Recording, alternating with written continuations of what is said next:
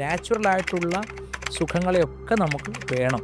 ഇതിനൊക്കെ നിഷേധിക്കുന്നതാണ് ആത്മീയത എന്നുള്ള തെറ്റായ ധാരണയാണ്. ഞാൻ അവരുടെ സൃഷ്ടിയെ അല്ലെങ്കിൽ അവരുടെ കലാരംഗത്തെ സംഭാവനയാണ് ഞാൻ നോക്കുന്നത്. അല്ലാതെ അവർ ഞാൻ പറയുന്ന രാഷ്ട്രീയം തന്നെ അംഗീകരിക്കുന്നു അങ്ങനെയൊന്നും ഞാൻ ചിന്തിക്കുന്നില്ല.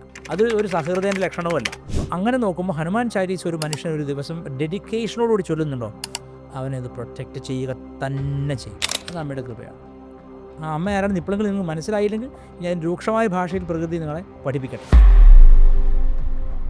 നമാമീശമീശാന നിർവാണരൂപം വിഭും വ്യാപകം ബ്രഹ്മവേദസ്വരൂപം. എനിക്ക് കേരളത്തിലെ മുസ്ലിം കമ്മ്യൂണിറ്റിയോട്, കേരളത്തിലെ മാത്രമല്ല ഗ്ലോബലി മുസ്ലിം കമ്മ്യൂണിറ്റിയോട് ഒരു റെസ്പെക്റ്റ് ഉള്ളൊരു കാര്യം ഇതാണ്. അവരവരുടെ ഉമ്മമാരെ നമ്മൾ ഉപേക്ഷിക്കുന്ന പോലെ ഉപേക്ഷിക്കില്ല. ഇന്ന് ഒരാളോട് ലൈംഗികത ഇഷ്ടപ്പെട്ടു, നാളെ വേറൊരാളത്ത് പോയി ഈ കമ്മിറ്റ്മെൻ്റ് ഇല്ലാതെ ചലിച്ചുകൊണ്ടിരിക്കുന്നവരെ ശനി പിടിക്കും. ഹനുമാൻ മാത്രമൊന്നുമല്ല ശനിയുടെ ദേവത. ശനിയുടെ പ്രധാന ദേവത കാലഭൈരവൻ, ഹനുമാൻ, ശാസ്താവ് അയ്യപ്പൻ, അതുപോലെ കാളി ഭദ്രകാളി, ശിവൻ്റെ മക്കൾ മഹാത്മ്യം. 4 മക്കളും ശനി രാഹു കേതു ഇതിനൊക്കെ ഡിഫൈൻ ചെയ്യുന്ന ശക്തികളാണ്. എങ്ങനെ നിങ്ങളൊരു ആത്മീയ ജീവി എങ്ങനെയൊക്കെ പോയാലും ദുഃഖം അനുഭവിക്കാതെ ആത്മസാക്ഷാത്കാരമില്ല.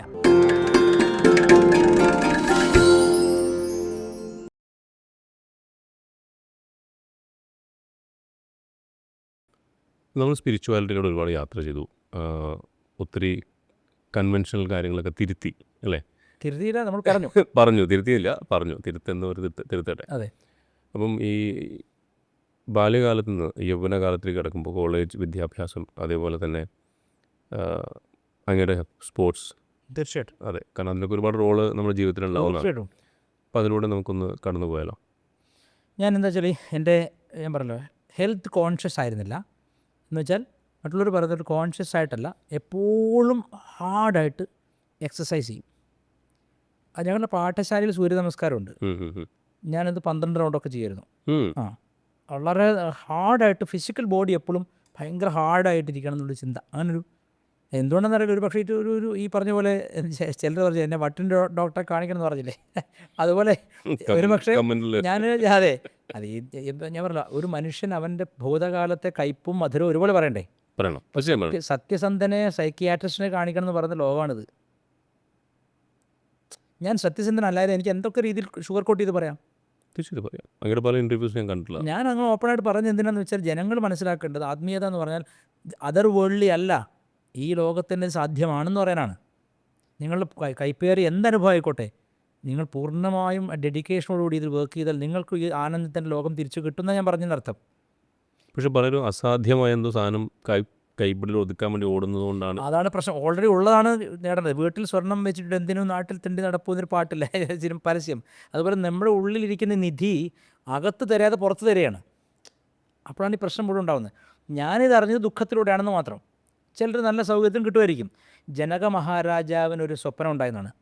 ജനക മഹാരാജാവാണ് അഷ്ടാവക്ര ഗീത ഈ ലോകത്ത് വരാൻ കാരണക്കാരൻ. ജനക മഹാരാജാവിനൊരു സ്വപ്നം ഉണ്ടായി. ജനക മഹാരാജാവ് പട്ടുമെത്തിൽ, ഈ രാജാക്കന്മാരൊക്കെ പുഷ്പശയ്യയില കിടക്കുക, പുഷ്പതൽപ്പം വെച്ചാൽ പൂക്കളുടെ എതളുകൾ, ഇങ്ങനെ ചോസനായിട്ടുള്ള പൂക്കളുടെ എതളുകൾ ഒരടി ഉയരത്തിൽ ഇങ്ങനെ ഉണ്ടാക്കി വയ്ക്കും. അതിലാണ് രാജാവ് കിടക്കുക. അതിന് സോഫ്റ്റായിട്ട് സാധനം സങ്കല്പിക്കാൻ പറ്റില്ല. അതാണ് പുഷ്പതൽപ്പത്തിൽ നീ വീണുറങ്ങി പാട്ടൊക്കെ. പുഷ്പതൽപ്പം എന്ന് പറഞ്ഞാൽ അത് രതിയുടെയും സൗന്ദര്യത്തിൻ്റെയും സൗകര്യത്തിൻ്റെയും സുഖത്തിൻ്റെയും ഭോഗത്തിൻ്റെയും അൾട്ടിമേറ്റായിട്ടാണ് കാണുന്നത്. പുഷ്പതൽപ്പം. രാജാവ് പുഷ്പതൽപ്പത്തിൽ കിടന്നുറങ്ങണം, റാണി അടുത്ത് കിടന്നുറങ്ങുന്നുണ്ട്, ശിവായി പുറത്ത് നിൽക്കുന്നുണ്ട്, അല്ലെങ്കിൽ ഗാർഡ്. രാജാവ് സ്വപ്നത്തിൽ കാണുകയാണ് കുറേ ആളുകൾ, ഭടന്മാർ വാളുമായിട്ട് രാജാവിൻ്റെ അന്തഃപുരത്തിൽ എന്തോ തിരഞ്ഞു നടക്കുന്നു. തിരഞ്ഞെറിഞ്ഞ് അവർ മച്ചിൽ കയറി. അപ്പോൾ രാജാവ് ദേഷ്യം വന്നു. ആരാണ് നിങ്ങളൊക്കെ എന്ന് ചോദിച്ചു. അല്ല രാജാവ്, പൊറുക്കണം, ഞങ്ങളൊരു സാധനം കളഞ്ഞു പോയാൽ തിരയാൻ വന്നെന്ന് പറഞ്ഞു. നിങ്ങളുടെ സാധനം കളഞ്ഞു പോയാൽ കളഞ്ഞു പോയത് തരണം. എന്തിനാ എൻ്റെ അന്തഃപുരത്തിൽ എൻ്റെ മട്ടുപ്പാവലും എൻ്റെ മച്ചിലും തിരയുന്നു? അല്ല രാജാവ്, ഞങ്ങളൊരു ഒട്ടകത്തിനെ കാണാനില്ല, അപ്പം ഞങ്ങൾ ആ ഒട്ടകത്തെ അന്വേഷിച്ചിറങ്ങിയതാണ്. രാജാവിന് ദേഷ്യം വരെ ഈ ബന്ധമില്ലാത്ത മറുപടി കേട്ടത്, നിങ്ങളുടെ ഒട്ടകം എങ്ങനെ എൻ്റെ മച്ചിൽ വരും? അല്ല രാജാവ്, സാധ്യമായ എല്ലായിടത്തും തിരയുകയാണ്. പുഷ്പശയ്യയിൽ കിടന്ന് ലോകത്തിൻ്റെ എല്ലാ സുഖങ്ങളും ആസ്വദിച്ച് നിങ്ങൾക്ക് മോക്ഷം കിട്ടുമെങ്കിൽ ചിലപ്പോൾ ഞങ്ങളുടെ ഒട്ടകം നിങ്ങളുടെ മച്ചിലുണ്ടായേക്കാം. ഈശ്വര, അതായത് പിന്നെ ജനക മഹാരാജാവിന് മോക്ഷയിച്ചുള്ള ആളാണ്, ജിജ്ഞാസുവാണ്. പക്ഷേ അതിൻ്റെ മെത്തഡ് അറിയില്ല. ഇതിൻ്റെ മെത്തഡ് എങ്ങനെ നിങ്ങളൊരു ആത്മീയ ജീവി എങ്ങനെയൊക്കെ പോയാലും ദുഃഖം അനുഭവിക്കാതെ ആത്മസാക്ഷാത്കാരമില്ല. ശരിയായ ഒരു സത്യമാണത്. ഉപനിഷത്ത് അതാണ് പറയുന്നത്. ക്ഷുരസ്യ ധാര നിശിതാ ദുരത്യയാ ദുർഗം പഥസ്തത് കവയോ വദന്തി. വാൾ മുന ഇങ്ങനെ വെച്ച് അതിനെ മുകളിൽ കൂടെ നടക്കാൻ പറഞ്ഞാൽ എങ്ങനെ ഉണ്ടാവും? കത്തിയുടെ അല്ലെങ്കിൽ വാളിൻ്റെ മുനയിലൂടെ നടക്കണം, മുറിവേൽക്കാനും പാടില്ല. അത്രയും റിസ്കി ആയിട്ടുള്ള ഒരു പാതയാണിത്. ദുർഗം പഥസ്തത് കവയോ വദന്തി. അറിഞ്ഞവർ പറയുന്നു, ഋഷിമാർ പറയുന്നു ഇത് അങ്ങനത്തെ ദുഷ്കര പാതയാണ്.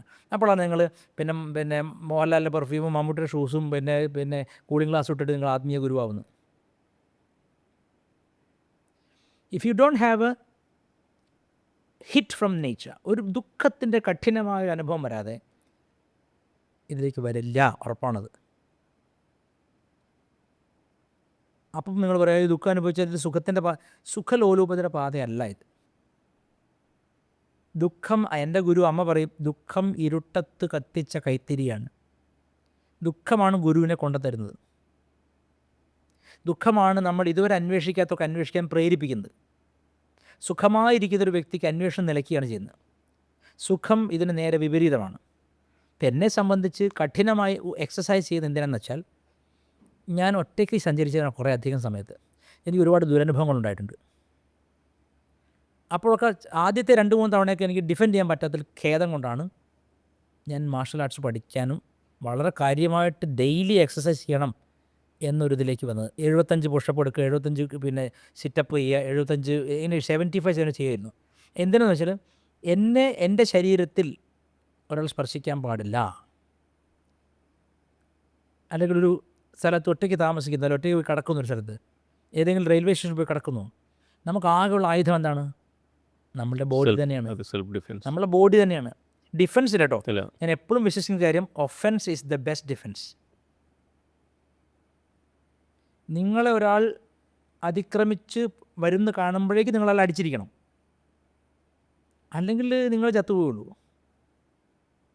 സോ ഡിഫെൻസ് എന്നത് തെറ്റായ വാക്കാണ്. Offence is the best defence, the best form of defence. അത് ഞാൻ എൻ്റെ ജീവിതത്തിൽ പഠിച്ച പാഠമാണ്. ഒരാളുടെ ഇൻറ്റൻഷൻ തിരിച്ചറിയുക, അത് വളരെ ഇമ്പോർട്ടൻ്റ് ആണ്. നിങ്ങളോട് ചിരിക്കുന്ന ഒരാൾ ഉള്ളിൽ നിങ്ങൾ ഏറ്റവും വലിയ ശത്രുവായിരിക്കാം. അത് നിങ്ങൾ തിരിച്ചറിഞ്ഞ് ആദ്യമേ നിങ്ങളെ ഒഫൻഡ് ചെയ്താൽ അയാളെ തനി സ്വരൂപം പുറത്തെടുക്കും. പ്രേമനെന്നെ അറിയാമല്ലോ, ഞാൻ ഇത് പരീക്ഷിച്ച് വിജയിച്ച ആളാണ്. ഒരുപാട് എക്സാമ്പിൾസ്. നിങ്ങളെപ്പറ്റി പുറമേ ഒരു കുറ്റവും പറയാത്ത ഒരാൾ നിങ്ങളെപ്പറ്റി യഥാർത്ഥത്തിൽ എന്താണ് ചിന്തിക്കുന്നത് എന്ന് തിരിച്ചറിയാനുള്ള കഴിവ് നിങ്ങൾക്കുണ്ടാകുമ്പോൾ നിങ്ങൾക്ക് ഇൻറ്റ്യൂഷൻ ഉണ്ടെന്നർത്ഥം. Beyond the skull, beyond the body, beyond the skin, beyond the flesh, you can see somebody's mind. Intention അത് തിരിച്ചറിയണം. അത് തിരിച്ചറിയാനുള്ള കഴിവ് ഉണ്ടാക്കിയെടുക്കാൻ ഫിസിക്കൽ എക്സസൈസ് ആദ്യ പാഠമാണ്.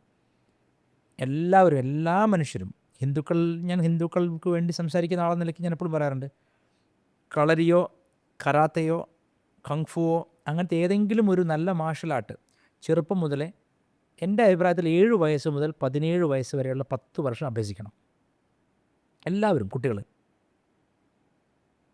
ഇപ്പോൾ നിങ്ങളുടെ ഇൻസെക്യൂരിറ്റീസൊക്കെ പോവും.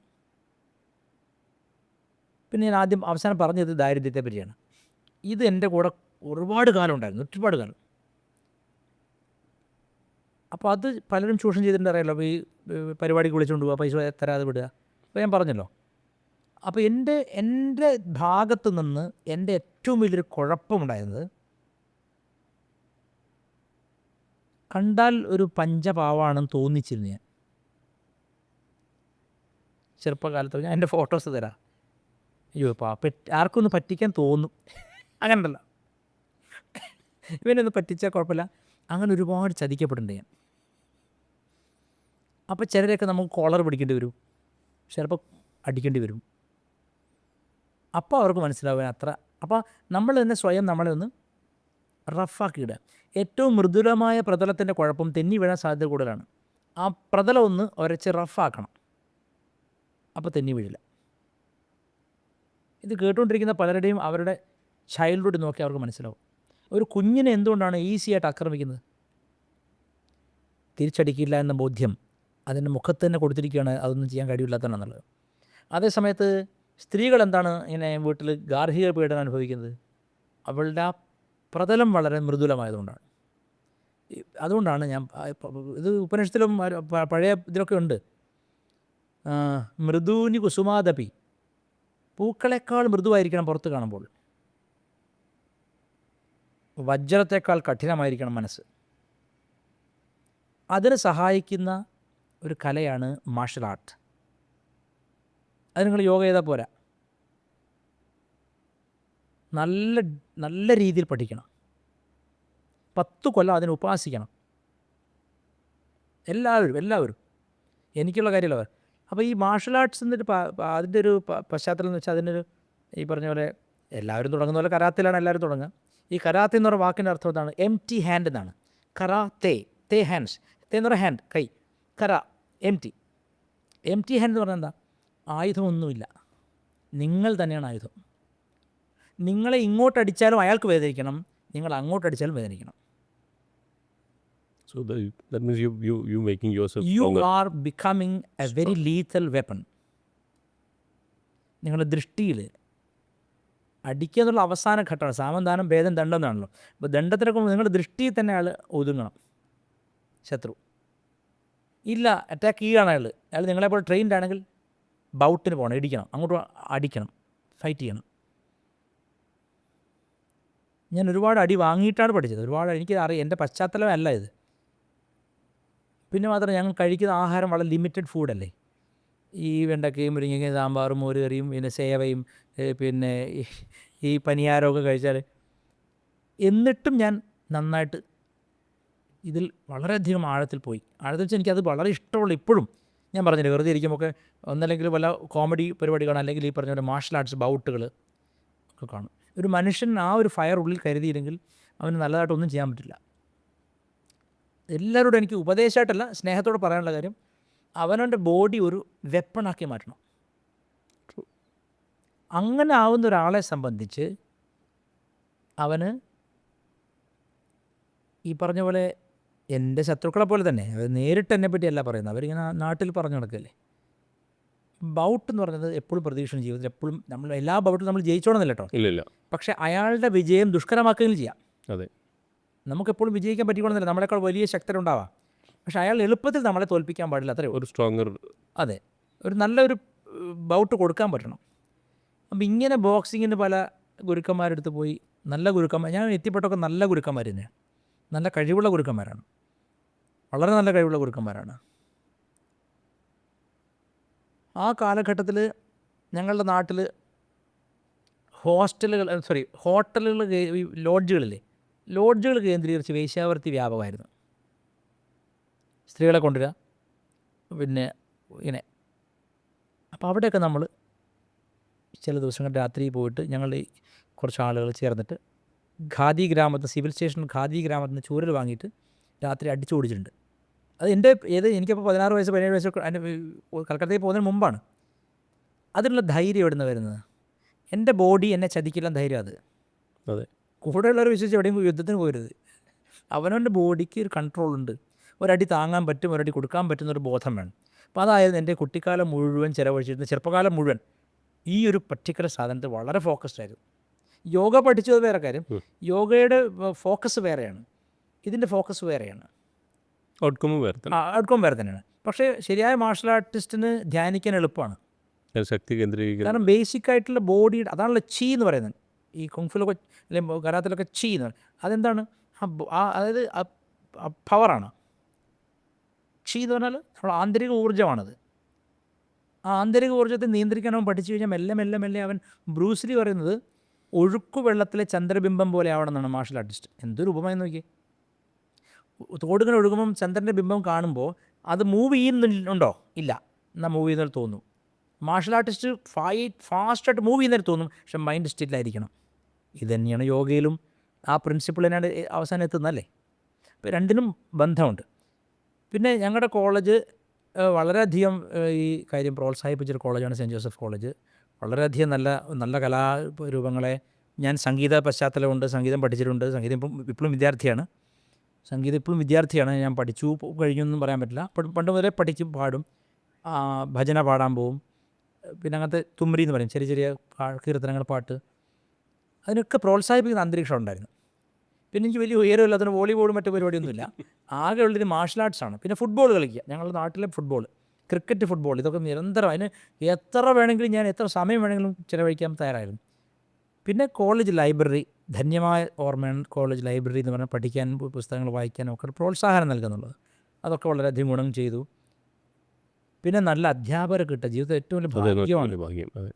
ടെറൻസ് ജേക്കബിനെ പോലെയുള്ള മഹാന്മാരായിട്ടുള്ള ഇംഗ്ലീഷ് അധ്യാപകർ ക്ലാസ്സിലിരിക്കാൻ പറ്റുക, അത് വലിയ ഭാഗ്യമാണ്. അല്ലെങ്കിൽ എന്നെ പിന്നീട് പഠിപ്പിച്ച അധ്യാപകൻ പ്രൊഫസർ ജയപ്രകാശ് റാവു, ഗംഭീരനാണ്. എൻ്റെ ഇംഗ്ലീഷിൻ്റെ സ്റ്റാൻഡേർഡിൻ്റെ ഏറ്റവും പ്രധാന കാരണക്കാരൻ ഡോക്ടർ ജയപ്രകാശ് റാവു ആണ്. എൻ്റെ അച്ഛൻ്റെ സമപ്രായക്കാരനാണ്. ഒരേ സമയത്ത് റിട്ടയർ ചെയ്തവരാണ് അവർ രണ്ടുപേരും അധ്യാപകരായിരുന്നു. അച്ഛൻ ചരിത്രമായിരുന്നു, ഇദ്ദേഹം ഇംഗ്ലീഷ്. എൻ്റെ സ്റ്റാൻഡേർഡിന് പ്രധാന കാരണം അദ്ദേഹമാണ്, സംശയമില്ല. അപ്പോൾ പിന്നെ ഹാംലെറ്റൊക്കെ അദ്ദേഹം പഠിപ്പിച്ചു തന്നത് എനിക്കിപ്പോഴും ഇനാക്ട് ചെയ്തുകൊണ്ടാണ് ഹാംലെറ്റ് പഠിപ്പിക്കുക.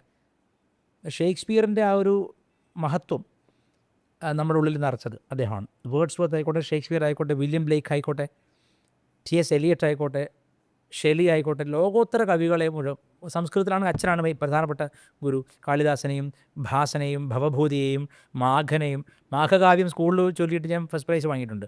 ശിശുപാലവധം ഒക്കെ അച്ഛൻ പഠിപ്പിച്ചതാണ്. അപ്പം ഇങ്ങനെ രണ്ട് പാരമ്പര്യങ്ങളിലും നല്ല ഗുരുക്കന്മാരെ കിട്ടി എന്നുള്ളത് മഹാഭാഗ്യമാണ്. അച്ഛനടക്കമുള്ള ഗുരുക്കന്മാർ. മുത്തശ്ശനെ പറ്റി ഞാൻ കുറ്റമൊന്നും പറഞ്ഞില്ല, പലരും അങ്ങനെ പറയുന്നു. മുത്തശ്ശൻ എൻ്റെ ഗുരുവാണ്, വൈദിക ഗുരുവാണ്. എല്ലാ ക്രിയകൾ പഠിപ്പിച്ചത്, ഈ ഹോമം ചെയ്യാൻ പഠിപ്പിച്ചത്, അതുപോലെ സന്ധ്യാവന്തനം തുടങ്ങിയിട്ട് നക്ഷത്രേഷ്ടി എല്ലാം പഠിപ്പിച്ച മുത്തശ്ശനാണ്. പിന്നെ അമ്മയുടെ ബന്ധുക്കളായിട്ടുള്ള ചില വൈദികർ. അപ്പോൾ അവരൊക്കെ നല്ല ഗുരുക്കന്മാരാണ്. ഞാൻ പറഞ്ഞ പോയിൻ്റ് എന്താണ്? അവരിതിലേറെ കഠിനമായ ശിക്ഷണത്തിലൂടെ വന്നവരാണ്. അപ്പോൾ അവരതിൻ്റെ പകുതിയായിരിക്കും എനിക്ക് തരുന്നത്, പക്ഷേ എനിക്ക് താങ്ങാൻ പറ്റുന്നുണ്ടായില്ല എന്നാണ് ഞാൻ പറഞ്ഞത്. അതെ, അത് തീർച്ചയായിട്ടും തീയിൽ കുരുത്തു വന്നാണ്. പക്ഷേ എനിക്ക് ആ തരം വിദ്യാഭ്യാസത്തോട് ഞാൻ എതിരാണെന്ന് ഞാൻ പറഞ്ഞുള്ളൂ. ഏത് ഒരാളെ പഠിപ്പിക്കുമ്പോൾ ഇത്രയും ടോർച്ചർ ചെയ്യേണ്ടെന്നുള്ള ചിന്തക്കാരനാണ് ഞാൻ. അല്ല, അതുകൊണ്ട് നിങ്ങൾക്ക് മാനസിക പ്രശ്നം ഉണ്ടെന്നല്ല. അല്ല, എനിക്ക് മാനസിക പ്രശ്നമുണ്ടെന്നും അദ്ദേഹം മോശക്കാരനെന്നല്ല. അപ്പോൾ ഈ തരത്തിലായിരുന്നു വിദ്യാഭ്യാസം. അത് കഴിഞ്ഞിട്ട് PG ചെയ്തപ്പോഴും അങ്ങനെ തന്നെയാണ്. ലിംഗ്വിസ്റ്റിക്സ് ആണ് വിഷയം. അതിലും ഞാൻ ഈ പറഞ്ഞ ഭാഷാശാസ്ത്രം, ഭാഷയോട് വലിയ അച്ഛനാണ് മെയിൻ കാരണം. ഒരു ശബ്ദം എങ്ങനെ ഉച്ചരിക്കണം, പിന്നെ അതോടെ മാത്രാബലം എന്ന് പറയുന്നത് വേദം പറയുമല്ലോ.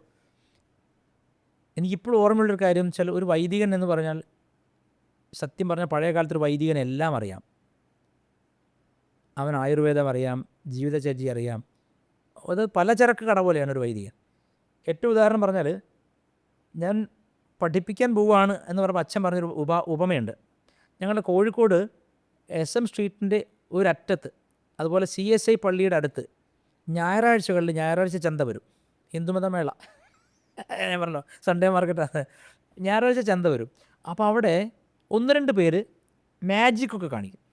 മാജിക് കാണിക്കും, ആൾക്കാർ ഇങ്ങനെ കൂടി വരും. വായിൽ നിന്ന് നീളമുള്ള നാട വലിച്ചെടുക്കുക, ജീവനുള്ള തവളയെ പുറത്തു കൊണ്ടുവരിക, കയ്യിൽ കൈപ്പന്ത് ഒളിപ്പിക്കുക, ഇങ്ങനത്തെ ഒക്കെ മാജിക്കുകൾ കാണിക്കുന്ന അതിഭീകരന്മാരായ ആളുകൾ, നാടൻ സാധാരണക്കാർ.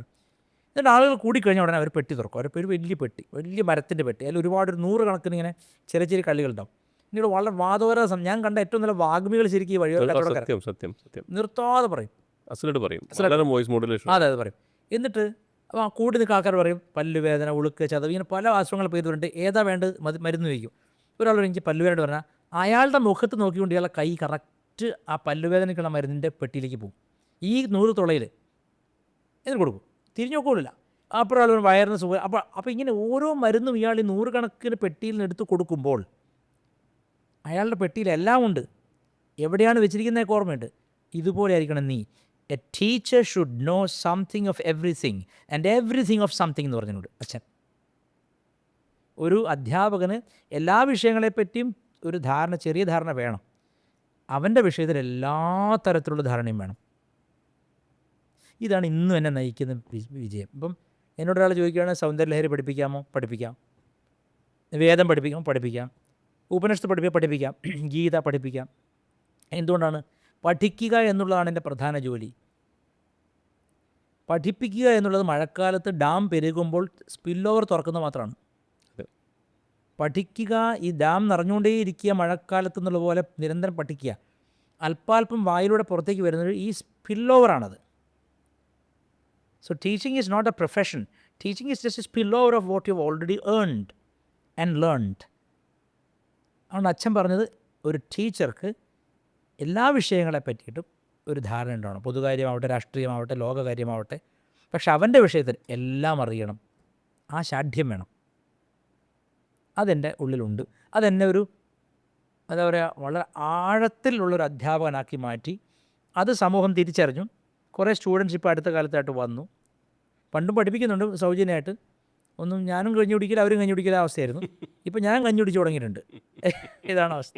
അപ്പോൾ ഇങ്ങനെ യൗവനകാലം മുഴുവൻ ഫിസിക്കൽ എക്സസൈസും ബൗട്ടുകളും, ഇടിക്കാൻ പോല്, ബോക്സിങ്, കിക്ക് ബോക്സിങ്. പിന്നെ അങ്ങ് പേഴ്സണലായിട്ട് പഠിപ്പിക്കുക, ലാംഗ്വേജ് പഠിപ്പിക്കുക. ലാംഗ്വേജ് പഠിപ്പിച്ചിരുന്നു. എനിക്ക് തളിയിൽ കോഴിക്കോട് തളിയിൽ സ്ഥാപനം ഉണ്ടായിരുന്നു. അത് തളിയിൽ മാത്രമല്ല, അത് പിന്നെ വടകര ഉണ്ടായിരുന്നു. വടകരയുള്ളത് പൂട്ടിപ്പോയി, വലിയ ബിസിനസ് ഒന്നും ഇല്ലാത്തതുകൊണ്ട്. എന്നിട്ട് പിന്നെ ഒരുത്തം പറഞ്ഞുണ്ടാക്കി, വിദ്യാസാഗർ ഗുരുമൂർത്തി സ്ഥാപനം നടത്തിയിട്ട് ആളുകളെ പൈസ പറ്റിച്ചു. അങ്ങനെ വിവാദം വന്നിരുന്നു. അപ്പോൾ എന്താ, ഞാനിങ്ങനെ ആലോചിച്ച് എന്താണ് ഞാൻ ചെയ്തത്. നോക്കുമ്പോൾ എന്താ വെച്ചാൽ, ഞാൻ അല്ലാതെ വേറൊരാളെ പഠിപ്പിക്കാനാക്കിയത് ആ ബ്രാഞ്ചിൽ 1500 രൂപ 2 പേരോട് വാങ്ങി 750 വെച്ചിട്ട്. അതാണ് ഈ പറ്റിച്ച പൈസ. അല്ല നിങ്ങൾ വിചാരിക്കുന്ന സൈക്കിൾ വിതരണം ചെയ്യുന്ന, സ്കൂട്ടർ വിതരണം ചെയ്ത് മുക്കിയ കോടികളോ അല്ലെങ്കിൽ കുഴൽപ്പണം വന്ന കോടികളോ ഒന്നുമല്ല. ഫീസ് അടിച്ച പിള്ളേർക്ക് തിരിച്ചു കൊടുക്കാൻ വൈകി. കാരണം അവിടെ ക്ലാസ് നടന്നില്ല. 2 പേരെ ജോയിൻ ചെയ്തുള്ളൂ. അപ്പോൾ പിന്നെ എനിക്ക് ചെയ്യാൻ പറ്റില്ല. അപ്പോൾ പോയ ആൾ പറഞ്ഞു, പഠിപ്പിക്കാൻ പോയ ആൾ പറഞ്ഞു, സാറേ ഇത് നടക്കില്ല, ശരി ഒരു കാര്യം ചെയ്യും, കുറച്ച് വെയിറ്റ് ചെയ്യുക. അപ്പോൾ ഈ 750 1500 തന്നവൻ്റെ വിചാരം അത് കോടികളാണെന്നാണ്. അതാണ് പ്രചരിപ്പിക്കുന്നത്. അത് ആശയപരമായിട്ട് ഗുരുമൂർത്തിയെ തോൽപ്പിക്കാൻ പറ്റില്ല. അപ്പോൾ എന്ത് ചെയ്യണം? ഗുരുമൂർത്തിക്ക് കഴുത്തിൻ്റെ പുറകിലൊരു കുരുവുണ്ട്, അല്ലെങ്കിൽ ഗുരുമൂർത്തി കക്ഷത്തിൽ രോമമുണ്ട്, അല്ലെങ്കിൽ ഗുരുമൂർത്തി പിന്നെ അങ്ങനെ പറഞ്ഞു, ഗുരുമൂർത്തി 500 രൂപ പറ്റിച്ചു എന്നൊക്കെ പറഞ്ഞാൽ നടക്കുള്ളൂ. അവർക്ക് ആശയപരമായിട്ട് എന്നോട് നേരിട്ട് ഒരിക്കലും തർക്കിച്ച് ജയിക്കുക സാധ്യമല്ലാതെ വരുമ്പോൾ അയാളെ മറ്റു രീതിയിൽ തേജോവധം ചെയ്യുക. അതാണ് ചെയ്യുന്നത്. ഞാൻ അതുപോലെ നേരത്തെ പറയാം, പനമ്പള്ളി നഗറിൽ 2 കോടിയുടെ ഫ്ലാറ്റ് ഗോവിന്ദമാഷ് തന്ന് ഇങ്ങനെ കള്ളത്തരങ്ങൾ പറഞ്ഞുണ്ടാക്കാനല്ലാതെ പറ്റില്ല. അവർക്ക് തോൽപ്പിക്കാൻ പറ്റില്ല എന്നുള്ള ഉറപ്പായി. അപ്പോൾ ഒന്നല്ലേ ഫിസിക്കലി ടോർച്ചർ ചെയ്യുക, അല്ലെങ്കിൽ അയാൾക്ക് അവസരങ്ങൾ നിഷേധിക്കുക, അല്ലെങ്കിൽ അയാൾ മോശപ്പെട്ട ആളെന്ന് പറഞ്ഞുണ്ടാക്കുക. ഈ 3 ഇതൊക്കെ സ്ഥിരമായിട്ട് ചെയ്യുന്ന അമ്മായിപ്പണി. നാട്ടിലൊക്കെ എന്താ അമ്മായിപ്പണി എന്ന് പറയുന്നത്. അപ്പം അങ്ങനെ വലിയൊരു അമ്മായി സംഘം തന്നെ വർക്ക് ചെയ്യുന്നുണ്ട് എനിക്കെതിരെ. അങ്ങനെ ടീമുണ്ട് ആൾക്കാർ. ടൈ ഒക്കെ ഇട്ട് നടന്നിരുന്ന ഒരു കാലം. ഞാൻ കോട്ടും ടൈയൊക്കെ ഇട്ട് ഗംഭീരമായിട്ട് അതൊക്കെ ഇൻസേർട്ടൊക്കെ ചെയ്ത്. ഞാൻ ഇപ്പം ഈ പറയുന്ന ആത്മീയ ഗുരുക്കന്മാർ രഹസ്യമായി ചെയ്യുന്നതും ഞാൻ പരസ്യം ചെയ്ത കാലം അത്. അന്ന് ഇവർ രഹസ്യമായിട്ടാണല്ലോ ഭോഗിക്കുന്നത്. ഞാൻ അങ്ങനെയായിരുന്നു. ഞാൻ വളരെ ഓപ്പണായിട്ടാണ്. എനിക്കങ്ങനെ നിങ്ങളുടെ മോറൽ സർട്ടിഫിക്കറ്റ് ഒന്നും എനിക്ക് വേണ്ട. ഞാൻ വളരെ ഓപ്പണായ വ്യക്തിയാണ്. ഞാൻ ചെയ്തൊരു കാര്യം നിങ്ങൾ എന്നോട് പറഞ്ഞോ, ഞാൻ എൻഡോസ് ചെയ്യും. അത് ചെയ്തിട്ടുണ്ടെങ്കിൽ. ഇല്ലെങ്കിൽ നിങ്ങൾ എൻ്റെ അടുത്ത് യെസ് കിട്ടില്ല. ഞാൻ ചെയ്തിട്ടുണ്ടെങ്കിൽ തീർച്ചയായിട്ടും ഞാൻ അംഗീകരിക്കും. കാരണം അത് ഇപ്പോൾ ഞാൻ പറയട്ടെ, ഇപ്പം മനുഷ്യൻ്റെ സോഷ്യൽ ബീയിങ് ആണ്. ഒരുപാട് ആളോട് ഇടപെടുന്ന ആളാണ് ഞാൻ. പണം പറ്റിച്ചു എന്ന് പറയും ഒരാൾ. അപ്പം ആൾക്കാർ എന്താ കോടികൾ പറ്റിച്ചു. ഇന്നും വാടക വിട്ട് താമസിക്കും ഞാൻ. അങ്ങനെയാണെങ്കിൽ എന്നോ ഒരു വീടെങ്കിലും ഉണ്ടാക്കണ്ടേ. ഇവർ പറയുന്ന പൈസ എത്രയാണ്? 1500 രൂപയാണ്. ആ പറഞ്ഞുണ്ടാക്കിയാൽ ഇന്ന് കേരളത്തിൽ അറിയപ്പെടുന്നൊരു പ്രഭാഷകനാണ്. അപ്പോൾ എന്തിൻ്റെ ദേഷ്യമായിരുന്നു? പ്രഭാഷണ രംഗത്ത് ഞാൻ ഇങ്ങനെ ആദരിക്കപ്പെടുന്നതിനുള്ള അസൂയാണത്. മെല്ലെ മെല്ലെ ഞാൻ പറഞ്ഞെത്തി അയാളൊരു പ്രഭാഷകനായി മാറി. അതാണ് പ്രശ്നം. ഞാൻ ഈ രംഗം വിട്ടു പോയാൽ ഇവരെന്നോട് ശത്രുത അവസാനിപ്പിക്കും. ഞാൻ പ്രസംഗം ചെയ്യാതായാൽ, ഞാൻ ഇൻ്റർവ്യൂ കൊടുക്കാതായാൽ, ഞാൻ പ്രഭാഷണം ചെയ്യാതായാൽ ഇവരെന്നോട് ശത്രുത അവസാനിപ്പിക്കും. പിന്നെ വേദം ചെറുപ്പത്തിൽ പഠിച്ചാണ്. വേദം പഠിച്ച എൻ്റെ എത്രയോ എൻ്റെ കൂടെ വേദം പഠിച്ച ആൾക്കാർ മെഡിക്കൽ റെപ്പായിട്ട് വർക്ക് ചെയ്യുന്നുണ്ട്. ഇപ്പോഴും നന്നായി വേദം ചൊല്ലുന്ന ആൾക്കാർ, കണ്ടാൽ തോന്നുന്നില്ല, മെഡിക്കൽ റെപ്പായിട്ട് വർക്ക് ചെയ്യുന്നുണ്ട്. എൻ്റെ കൂടെ വേദം പഠിച്ച ആൾക്കാർ വുഡ് ഇൻഡസ്ട്രിയിൽ മാനേജറായിട്ട് വർക്ക് ചെയ്യുന്നുണ്ട്. എൻ്റെ കൂടെ വേദം പഠിച്ച ആൾക്കാർ എല്ലാവരും വൈദികരായിട്ട് പോയിട്ടില്ല. അതുകൊണ്ട് ഇംഗ്ലീഷ് പഠിപ്പിച്ചുകൊണ്ട് എനിക്ക് വേദം അറിയില്ലെന്ന് അർത്ഥമുണ്ടോ? ഇല്ല. അതെന്ത് മര്യാദകളാണ്? ഇപ്പോൾ കല്യാൺ ജുവലറി നടത്തുന്ന അവർക്ക് വേദം അറിയാം, ചെറുപ്പത്തിൽ അവർ പഠിച്ചാണ്. അതുകൊണ്ട് അവർ വെറും ജുവലറിക്കാരാവോ? ഇല്ല. അടിസ്ഥാനമായിട്ട് അവരും വൈദികമായ ഹിന്ദുമതത്തെ റെപ്രസെൻ്റ് ചെയ്യുന്നവരാണ്. അവർക്ക് രുദ്രം ജപിക്കാൻ അറിയാം. പക്ഷേ നമ്മൾ മതത്തിൽ മാത്രം ഇതില്ല. അതാണ്. അപ്പോൾ നമ്മളുടെ ഇടയിലൊരു കുഴപ്പമെന്ന് വെച്ചാൽ, വേദം പഠിച്ചവൻ അവിടെ ഹോമം കൂട്ടിയിരിക്കുന്നവനാണ്, ഇംഗ്ലീഷിലുള്ള ക്ലാസ് നടത്തുന്നവൻ വെറും ട്യൂഷൻ മാഷാണ്, അവൻ വേദം അറിയില്ലെന്ന് ആർക്ക് പറയാൻ പറ്റുക? ഈ കാര്യത്തിൽ പറ്റിക്കാൻ പറ്റില്ല. ഒരാൾക്ക് വേദം അറിയുമോ ഇല്ലയോ എന്ന് പറ്റിക്കാൻ പറ്റുമോ? തീർച്ചയായിട്ടും പറ്റും. വേദം ചൊല്ലുമ്പോൾ അറിയാമല്ലോ അയാൾക്ക് വേദം അറിയാതെ. സൗന്ദര്യലഹരിയുടെ മാഷാണ് ഞാൻ. മോനെ ഒരു 10 ശ്ലോകം തെറ്റാ ചൊല്ലിക്കോ പറഞ്ഞാൽ ചൊല്ലാൻ അറിയില്ല, പക്ഷേ നിങ്ങൾ ക്ലാസ് എടുക്കുന്നുണ്ട്. അപ്പോൾ നിങ്ങൾ ആരാണ് വ്യാജൻ? എനിക്കറിയാവുന്നൊരു സംഗതി എനിക്കറിയാവുന്നുള്ളതിനെ ഒഴിച്ചു വെക്കാൻ പറ്റില്ല. ഇപ്പോൾ ഒരാൾ പറയുകയാണ് എനിക്ക് അസലായിട്ട് നീന്താൻ അറിയാം, വെള്ളത്തിൽ ചാടുമ്പോൾ അറിയില്ല എന്നുള്ളത്. ഒരാൾ മുങ്ങിച്ചാവും, ഒരാൾ നീന്തും, അല്ലേ? അങ്ങനെയല്ലേ? ഏതൊരു കാര്യത്തിനും പ്രാക്ടിക്കൽ വശമില്ലേ? ആ പ്രാക്ടിക്കൽ വശത്ത് നിങ്ങൾ എന്നോട് തോറ്റ് തുന്നം പാടി. അപ്പോൾ നിങ്ങൾക്ക് ആകെ പറഞ്ഞുണ്ടാക്കാൻ പറ്റില്ല അയാൾ പണ്ട് ഇംഗ്ലീഷ് പഠിപ്പിച്ച ആളാണ്, അല്ലെങ്കിൽ അയാൾ പണ്ട് സൈക്കിൾ ഓടിച്ച് നടന്നിരുന്നു. അതൊക്കെ അങ്ങനെ പലതും ചെയ്തിട്ടുണ്ടാവും. ഞാൻ സൈക്കിൾ ഓടിച്ച് നടന്നിട്ടുണ്ട്, ഞാൻ ബസ്സിലും പോയിട്ടുണ്ട്. മോഹൻലാൽ പറയില്ലേ ഇതിൽ പെട്രോളും ഡീസലും പോകുന്നു. എന്നെ സംബന്ധിച്ച് നിങ്ങളുടെ സർട്ടിഫിക്കറ്റ് ഒന്നും വേണ്ട. ഞാൻ പറയുന്നത് ഈ ക്രിട്ടിസൈസ് ചെയ്യുന്നവർക്ക് നമ്മൾ ആ മേഖലയിൽ തന്നെ ഉയരുന്നതാണ് വിഷമം. ഞാൻ വേറൊരു തരത്തിലാണ് കുഴപ്പമില്ല അവർക്ക്. അപ്പം അതുകൊണ്ട് പിന്നെ ഇതിൽ ഏറ്റവും രസകരമായ സംഗതി വെച്ചാൽ ഈ പോപ്പുലറായിട്ടുള്ള സിനിമാക്കാർ എൻ്റെ 3-4 തിരക്കഥ പലരുടെ കയ്യിലുണ്ട്. ഞാൻ എഴുതിയ തിരക്കഥ, സിനിമയ്ക്ക് എഴുതിയ തിരക്കഥയുണ്ട്. അതും ഒരു കാരണമായിരിക്കാം ശത്രുതയ്ക്ക്. പക്ഷെ അവർ കൈവെക്കുന്ന മേഖലയിൽ ഇവനും വന്നു എന്ന് പറയുമ്പോൾ ദേഷ്യം ഉണ്ടാവുമല്ലോ. തിരക്കഥ എഴുതുവാണ്, അത് എഴുതുന്ന തിരക്കഥ എഴുതി വെച്ചിട്ടുണ്ട്. ആണോ? എൻ്റെ ഉടുക്ക് എന്ന് പറഞ്ഞ കഥ ഫേസ്ബുക്കിൽ ഞാൻ ഇപ്പോൾ അയച്ചു തരാം. അത് ഉടുക്കുന്നൊരു കഥ എഴുതി ഞാൻ. അതെങ്ങനെ എഴുതി വെച്ചാൽ ഒരിക്കൽ മൂകാംബികയിലേക്ക് പോവുകയാണ് ഞാൻ. എൻ്റെ ഒരു സുഹൃത്തിൻ്റെ i10 കാറിൽ ചെറിയ വണ്ടി പോവുകയാണ്. അപ്പോൾ മാടായിക്കാട് എത്തിയപ്പോൾ മാടായിക്കാട് അമ്മയെ തൊഴുത് വണ്ടി കയറിയപ്പോൾ പെട്ടെന്ന് എൻ്റെ ഉള്ളിൽ ഇങ്ങനെ ഒരു ഏർജ്. അതായത് ഒരിക്കലും ആലോചിച്ചിട്ടില്ല. അയാളുടെ ഡയറി വാങ്ങിയിട്ട് അതിൽ ആ ഇരുന്ന് എഴുതി മൂകാംബിക എത്തുമ്പോൾ കഥ എഴുതി കഴിഞ്ഞു. അത് ഞാൻ തിരക്കഥയാക്കി വെച്ചിട്ടുണ്ട്. അതുപോലെ ഒരു 2 കഥ വേറെയും വെച്ചിട്ടുണ്ട്. അത് ഞാൻ പല ആൾക്കാരും കൊടുത്തിട്ടുണ്ട്, നിങ്ങൾ നോക്കിയിട്ട് പറ്റുമെങ്കിൽ ചെയ്യുന്ന. അതെനിക്ക് തിരക്കഥാകൃത്തായി അറിയപ്പെടാനോ സിനിമാക്കാരെ കണ്ടിട്ട് പിന്നെ അവരെ അതിനൊന്നും വേണ്ടിയിട്ടല്ല. എഴുതുക എന്നുള്ളത് എൻ്റെ ഒരു ധർമ്മമാണ്. എഴുതി അവർ ചിലർക്കത് ഇഷ്ടപ്പെട്ടിട്ടുണ്ട്. അവരിനി ഏതെങ്കിലും കാലത്ത് പ്രൊഡ്യൂസറെ കണ്ടു. എനിക്കാണ് സിനിമയിൽ വരണമെന്നൊന്നും ഉണ്ടായിട്ടല്ല, ഞാൻ എഴുതുക എന്നുള്ളത് മാത്രമേ ഞാൻ ചെയ്യുന്നുള്ളൂ.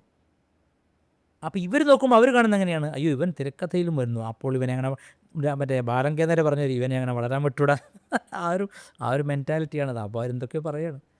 നമുക്കതൊന്നും വിഷമമുള്ള കാര്യമല്ല, പക്ഷേ ജെന്യൂനായിട്ടുള്ളൊരു ശക്തി നമ്മളെ നയിക്കുന്നുണ്ട്.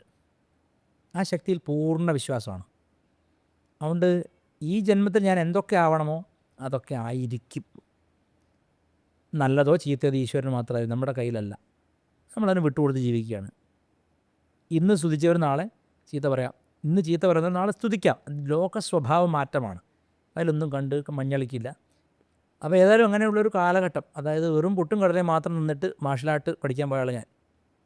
അല്ലാതെ അങ്ങനത്തെ ആഹാരമൊന്നുമില്ല, ചോസനായിട്ടുള്ള ആഹാരമില്ല, ബോൺവിറ്റ ഒന്നുമില്ല. സാധാരണ ജീവിതത്തിൽ ഒന്നുമില്ല, ഒരു നോൺ വെജും ഇല്ല, കോഴിമുട്ടകളൊന്നുമില്ല. നമ്മളെ ജീവിതത്തിൽ കിട്ടുന്ന സാധനം എന്ത്, പച്ചക്കറി, അത് കഴിക്കും. എല്ലാ ദിവസവും എക്സസൈസ് ചെയ്യും, എല്ലാ ദിവസവും. പിന്നെ ജോലിക്കൊന്നും പിന്നെ ട്രൈ ചെയ്തില്ല? ജോലിക്ക് പോയല്ലോ. ഞാൻ ആദ്യമായിട്ട് എനിക്ക് കിട്ടിയ ജോലി പിന്നെ അമേരിക്ക ഓൺലൈൻ എന്ന് പറയുന്ന ഇവരുടെ നെറ്റ്സ്കേപ്പ് നേവിഗേറ്ററെ പിന്നെ സിസ്റ്റർ കൺസേണിലെ ട്യൂട്ടറായിട്ടാണ് ഞാൻ ആദ്യമായിട്ട് പോയത്. പണ്ടത്ത് വൈറ്റ് ഫീൽഡിൽ ആദ്യത്തെ ജോലി അതാണ്. അത് കഴിഞ്ഞപ്പോൾ എനിക്ക് അവിടുത്തെ ആ രീതിയൊന്നും പറ്റാതെ വന്നപ്പോൾ തിരിച്ച് വീണ്ടും നാട്ടിലേക്ക് വന്നു. പിന്നെയാണ് ഈ സ്ഥാപനം തുടങ്ങിയതൊക്കെ. അത് പി ജി ചെയ്ത് ആ വർഷം പി ജി ചെയ്ത് കഴിഞ്ഞ ഉടനെയാണ് ഈ ഫസ്റ്റ് ജോലി കിട്ടിയതും. പിന്നെ അത് കഴിഞ്ഞ് അത് അധികം വൈകാതെ തന്നെ അവിടെ ബാംഗ്ലൂർ ലിംഗ്വിസ്റ്റിക്സിൽ അത് കഴിഞ്ഞ് തിരിച്ചു കഴിഞ്ഞ് PhD ജോയിൻ ചെയ്തു. ആ സമയത്ത് തന്നെ ക്ലാസ്സും തുടങ്ങി ഇവിടെ. അതാണ് അതിൻ്റെ അർത്ഥം. വേറൊരു പണിയില്ലാത്തതുകൊണ്ട് ട്യൂഷൻ തുടങ്ങിയെന്നല്ല. ആ ട്യൂഷനും IELTS പോലെയുള്ള TOEFL IELTS എനിക്കറിയുന്ന വിഷയം, എൻ്റെ വിഷയം പഠിപ്പിച്ചു. ഞാൻ അറിയാത്ത സൗന്ദര്യലഹരി പഠിപ്പിക്കാൻ പോകുന്നതിനേക്കാൾ അന്തസ്സുണ്ടല്ലോ ഇതിന്. ആൾക്കാർ സൗന്ദര്യലഹരി അറിയാത്തൊരു സൗന്ദര്യലഹരി പഠിപ്പിക്കുന്ന കാലമാണുള്ളത്. അവരെക്കാളും ഭേദമല്ലേ ഞാൻ. എനിക്കറിയാവുന്ന വിഷയം ഞാൻ പഠിപ്പിച്ചത് തെറ്റാണോ? ഈ അന്നും എൻ്റെ ക്ലാസ്സിൽ ഇംഗ്ലീഷ് പഠിക്കാൻ വന്ന 90% ആൾക്കാരും മന്ത്രദീക്ഷ എടുക്കുകയും സ്പിരിച്വലായി മാറുകയും ചെയ്തിട്ടുണ്ട്, ക്രിസ്ത്യാനികളും മുസ്ലിങ്ങളും അടക്കം. എൻ്റെ ക്ലാസ്സിൽ എല്ലാ ദിവസവും സന്ധ്യയ്ക്ക് 5:30 to 7:30 യോഗവാസിഷ്ടമോ വൈദിക സൂക്തങ്ങളോ ഗീതയോ എന്തെങ്കിലും പഠിപ്പിക്കും. അന്ന് ഒരുപാട് ആളുകൾ വരുമായിരുന്നു സന്ധ്യയ്ക്ക്. ഡിസ്കഷൻസ് ഫ്രീ ആയിട്ട്, വേറെ പൈസ വാങ്ങിയിട്ടില്ല. ഒരു കമ്മ്യൂൺ ഓഫ്, അതിൻ്റെ പേര് തന്നെ കമ്മ്യൂൺ എന്നായിരുന്നു. ആ പേര് ഒരു അടിച്ചു മാറ്റിയ ആൾക്കാരുടെ ഇവിടെ. എൻ്റെ സ്ഥാപനത്തിൻ്റെ പേരായിരുന്നു കമ്മ്യൂൺ. എൻ്റെ സ്ഥാപനത്തിൻ്റെ പേര് ഇൻ്റർനാഷണൽ ഇംഗ്ലീഷ് കമ്മ്യൂൺ എന്നായിരുന്നു. അപ്പം ഞങ്ങളുടെ കുട്ടികളൊക്കെ കമ്മ്യൂണിൽ വരിക. എന്തിനാണ് കമ്മ്യൂണിയന് വേണ്ടി വരുമായിരുന്നു. എല്ലാ ദിവസവും സന്ധ്യയ്ക്ക് സത്സംഗത്തിൻ്റെ മറ്റൊരു പേരാണ് കമ്മ്യൂൺ നടത്തുമായിരുന്നു. അവിടെ വന്നിട്ട് ആദ്യമായിട്ട് ഓഷോടെ ഇത്ര ആദ്യമായിട്ട് കണ്ടൊരു ഇതാരാന്നൊക്കെ ചോദിച്ച ആൾക്കാരൊക്കെ ഉണ്ട്. അമ്മാവനാണോ അപ്പൂപ്പനാണോ? അതെ. അതെ. അപ്പോൾ അതുകൊണ്ട് അപ്പോൾ ഈ ചതി എന്ന് പറഞ്ഞാൽ എന്താണ്? ചതിയാണിത്. ശരിക്ക് നപുംസകങ്ങളുടെ ചതിയാണിത്. എൻ്റെ സ്ഥാപനത്തിൻ്റെ പേരായിരുന്നു കമ്മ്യൂൺ. ഞാനതിന് ക്യാപ്ഷൻ കൊടുത്തത് ദ മാൻ മേക്കിംഗ് ഇംഗ്ലീഷ് എന്ന്. ഞാൻ വിവേകാനന്ദ സ്വാമി കൂടെ പറഞ്ഞിട്ടുണ്ട്, education is that science which makes a man. Education is a man making science. എന്നാൽ അത് പിന്നെ ആദ്യമായിട്ട് ഞങ്ങളുടെ നാട്ടിൽ വിവേകാനന്ദ സ്വാമിയുടെ ചിത്രം വെച്ചിട്ട് ഇംഗ്ലീഷ് ഭാഷയുടെ പോസ്റ്റർ അടിച്ചാൽ ഞാനും എൻ്റെ സ്റ്റുഡൻസും കൂടി 2000-3000 പോസ്റ്റർ ഒട്ടിച്ചിട്ടുണ്ട് കോഴിക്കോട് നഗരത്തിൽ. വിവേകാനന്ദ സ്വാമിയുടെ ഫോട്ടോ വെച്ചിട്ട് ആദ്യമായിട്ട് ഒരു ഇൻസ്റ്റിറ്റ്യൂട്ട്. പലരും പറഞ്ഞു, ഇന്നത്തെ വലിയ ആത്മീയ ആചാര്യന്മാർ അന്ന് പറഞ്ഞതിനോട്, ഒരു കുട്ടിയും വരില്ല കേട്ടോ ഇങ്ങനെ വെച്ചിട്ടുണ്ടെങ്കിൽ കിട്ടുക. എനിക്ക് വന്നവർ മതി. അന്നും അതാ എൻ്റെ ആറ്റിറ്റ്യൂഡ്. സ്വാമിയെ കണ്ടിട്ട് വന്നവർ മതി, അല്ലാത്തവർ വരണ്ട. ഹിന്ദുമതം എന്ന് പറഞ്ഞാൽ ഈ ഞണ്ടിനെ പിടിച്ചിട്ട ചാക്കാണ്. ഒരൊറ്റ ഞണ്ട് രക്ഷപ്പെടാൻ ബാക്കിയുള്ള ഞണ്ട് സമ്മതിക്കില്ല. നിങ്ങൾ ഏതെങ്കിലും വിഷയത്തിൽ എക്സെപ്ഷനായിട്ട് കഴിവ് തെളിയിച്ചാൽ നിങ്ങളെ വലിച്ച് താഴത്തിട്ട് ചവിട്ടി മെതിക്കുന്നവരൊരു സമാധാനം ഉണ്ടാവില്ല. ഒരു ഞണ്ട് പുറത്തേക്ക് വരില്ല. വരില്ല. കെട്ടാതെ ഇടാൻ ചാക്കാത്. ഒറ്റൊന്നും പുറത്തേക്ക് പോയില്ല, ബാക്കിയുള്ള കടിച്ച് താഴെ കളിച്ചോളൂ. അപ്പോൾ ഇവരോടൊക്കെ ഫൈറ്റ് ചെയ്തു ഞാൻ ശരിക്കും. എൻ്റെ ഫൈറ്റ് CPM-കാരോടോ ലീഗുകാരോടോ കോൺഗ്രസ്സുകാരോടോ ഒന്നും ആയിരുന്നില്ല.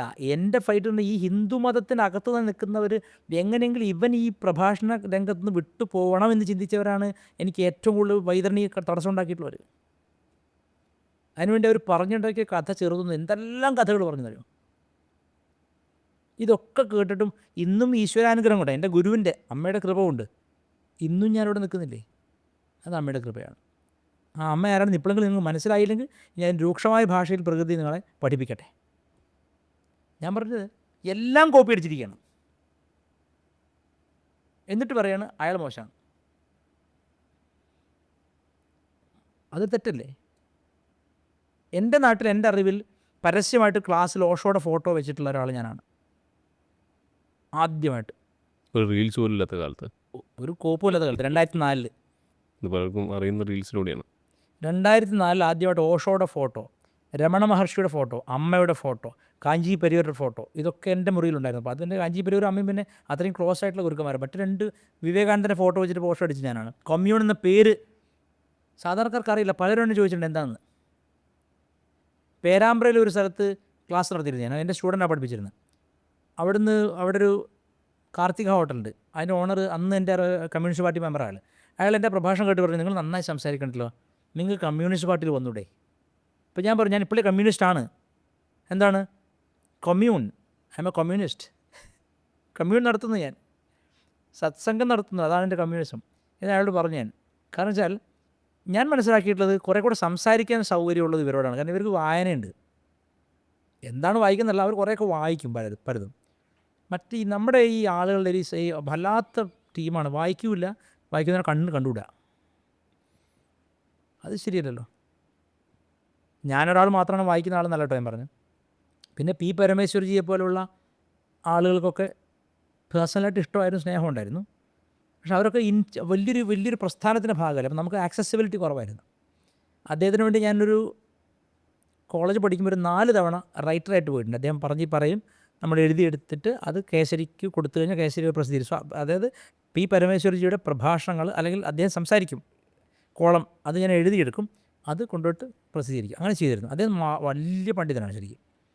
പി പരമേശ്വരൻ നല്ല വായനയും പിന്നെ അത് പഴയ തലമുറയാണല്ലോ. ആ തലമുറയുടെ ആ കാലത്ത് കുറേ പേർക്ക് വായനയുണ്ട്. DNA-യിലുണ്ട്. പിന്നെ വന്നു അതൊക്കെ പോയി. അത് അങ്ങനത്തെ ആളുകളൊക്കെ കുറവാണ് ഇപ്പോൾ. പിന്നെ ചുമ്മാ ഈ പറഞ്ഞ വളരെ ഔട്ട്വേർഡ്ലി പണ്ഡിതം മന്യന്മാർ മാത്രമേ ഉള്ളൂ. പെരിഫറലായിട്ട് പറയും. പെരിഫറൽ. പക്ഷേ പരമേശ്വർജി വിഷയം പഠിക്കും അസലായിട്ട്. അത് നന്നായി വായിക്കുമായിരുന്നു. എനിക്കിപ്പോൾ ഓർമ്മയുണ്ട്, കീനാട് എൽസ്റ്റിൻ്റെ ആണെന്ന് തോന്നുന്നു, സാഫ്രൻ സ്വസ്തിക എന്നുള്ള പുസ്തകം എനിക്ക് അദ്ദേഹം വായിക്കാൻ ആ റൂമിൽ വെച്ചിട്ട് തന്നെ വായിക്കാൻ തന്നിരുന്നു ചാലപ്പുറത്തുനിന്ന്. പി പരമേശ്വരൻ നല്ലൊരു, അതായത് എന്താ പ്രത്യേകത വെച്ചാൽ, പിണറായി വിജയൻ പി പരമേശ്വരൻ മരിച്ചപ്പോൾ പറഞ്ഞല്ലോ ഋഷിതുല്യമായ ജീവിതം നയിച്ചാളെന്ന് പിണറായി പറയണമെങ്കിൽ അച്ഛൻ പൊതുവേ നമ്മുടെ ആളുകളെ ആരും പിണറായി ഒന്നും സ്തുതിക്കില്ലല്ലോ. പരമേശ്വർജിയിലൊരു ശരിയായ ചെറുപ്പം മുതലേ പഠിച്ചു വന്ന ആ ഒരു പഴയ സ്കൂളിങ്ങിൻ്റെ ഗുണമുണ്ട്. ഞാനൊക്കെ പഴയ സ്കൂളിങ്ങിലാണ് പഠിച്ചത്. എന്നുവെച്ചാൽ മുത്തശ്ശൻ പഠിപ്പിക്കുക, അത് ആ രീതി ഇപ്പോൾ ഇല്ലല്ലോ. പരമേശ്വർജി ശരിക്കും പറഞ്ഞാൽ സംസ്കൃതം പഠിച്ചിട്ടുണ്ട്. പിന്നെ പഴയ കാലത്ത് നമ്മുടെ ആഗമാനന്ദ സ്വാമികളുടെ സ്കൂളാണ് അവരൊക്കെ. സ്വാമി ആഗമാനന്ദ, പഴയ മഹാനായ ആഗമാനന്ദ സ്വാമികളുടെ. അതുകൊണ്ട് പരമേശ്വർജിയിൽ മറ്റുള്ള ഇവരുടെ നേതാക്കന്മാരിൽ നിന്നൊരു മാറ്റം ഞാൻ കാണുന്നുണ്ട്. അതായത് കുറേ വായിക്കാനും കുറേ മറ്റുള്ളവരുടെ ഒപ്പീനിയൻ കൂടി കേൾക്കാനും, ഒരു ഇൻക്ലൂസീവ്നെസ് ഉള്ള ഈ വേണ്ടാത്ത പറഞ്ഞുണ്ടാക്കാതെ അമ്മായിത്തരം ഒന്നും പറഞ്ഞുണ്ടാക്കാതിരിക്കാനുള്ളൊരു വളരെ ഉയർന്ന മാനസികാവസ്ഥ പരമേശ്വർജിക്കുണ്ടായിരുന്നു. പിന്നെയുള്ളവരൊക്കെ ഈ പറഞ്ഞ പോലെ ഒരാളെ തമസ്കരിക്കാൻ വേണ്ടി എന്തും പറയുന്ന ആൾക്കാരായിരുന്നു അധികം പേരും. പക്ഷെ അത് അങ്ങേക്ക് ഒരുപാട് ഓപ്പർച്യൂണിറ്റീസ് കളഞ്ഞിട്ടുണ്ടാവില്ല. കളയാന്ന് വെച്ചാൽ എങ്ങനെയാണെന്ന് വെച്ചാൽ ഇവർക്ക് വേണ്ടത് ഒരു യശ്മ എന്ന് വിളിക്കും പണ്ട് യജമാനെ. ഓ യശ്മ, അംബ്ര, ഓംബ്ര ഇല്ല നമ്മുടെ അടുത്ത്. ഓംബ്ര പരിപാടിയില്ല. നമുക്ക് പറയാനുള്ള അഭിപ്രായം പറയും, ഉടനെ അവർ ശത്രുവായിട്ട് കാണും ചിലർ. അല്ലാത്തവരുണ്ടുണ്ട് ഇതിൽ തന്നെ. ഇതിനകത്ത് എത്രയോ നല്ല മനുഷ്യർ, എത്രയോ നല്ല എന്താ പറയുക, നമുക്ക് കഷ്ടപ്പാടിൻ്റെ സമയത്തൊക്കെ നമ്മളെ സഹായിച്ചവർ ഒരുപാട് പേരുണ്ട്. അതുകൊണ്ടാണ് ഞാൻ പറയുന്നത്, ഇൻസ്റ്റിറ്റ്യൂഷണലൈസ് ചെയ്യുമ്പോൾ എല്ലാത്തിനും ചെറിയ ദുർഗന്ധം വരും. ഒരു ആശയത്തെ ഇൻസ്റ്റിറ്റ്യൂഷനാക്കുമ്പോൾ അത് ഉള്ളിൽ നിന്ന് കെട്ടുനാറാൻ തുടങ്ങും, എത്ര ഇത് പറഞ്ഞാലും ശരി. അതുകൊണ്ട് ഞാൻ എന്താ പറഞ്ഞുള്ളൂ, ആകെ ഞാൻ ഈ ഒരു ഇൻസ്റ്റിറ്റ്യൂഷന് ഭാഗമാവില്ല എന്നേ പറഞ്ഞുള്ളൂ. മെമ്പർഷിപ്പ് പരിപാടിയില്ല, അല്ലെങ്കിൽ അവരിലൊരാളായി നിൽക്കാൻ പറ്റില്ല എനിക്ക്. കമ്മ്യൂണിസ്റ്റുകാരനും ആവാൻ പറ്റില്ല എനിക്ക്, കോൺഗ്രസ്സുകാരനും ആവാൻ പറ്റില്ല, BJPക്കാരനും ആവാൻ പറ്റില്ല എനിക്ക്. കാരണം നമുക്ക് ആ ഇൻസ്റ്റിറ്റ്യൂഷണലൈസ്ഡ് ആയിട്ടുള്ള ഒരു കാര്യത്തോടും ബന്ധവും താല്പര്യമില്ല.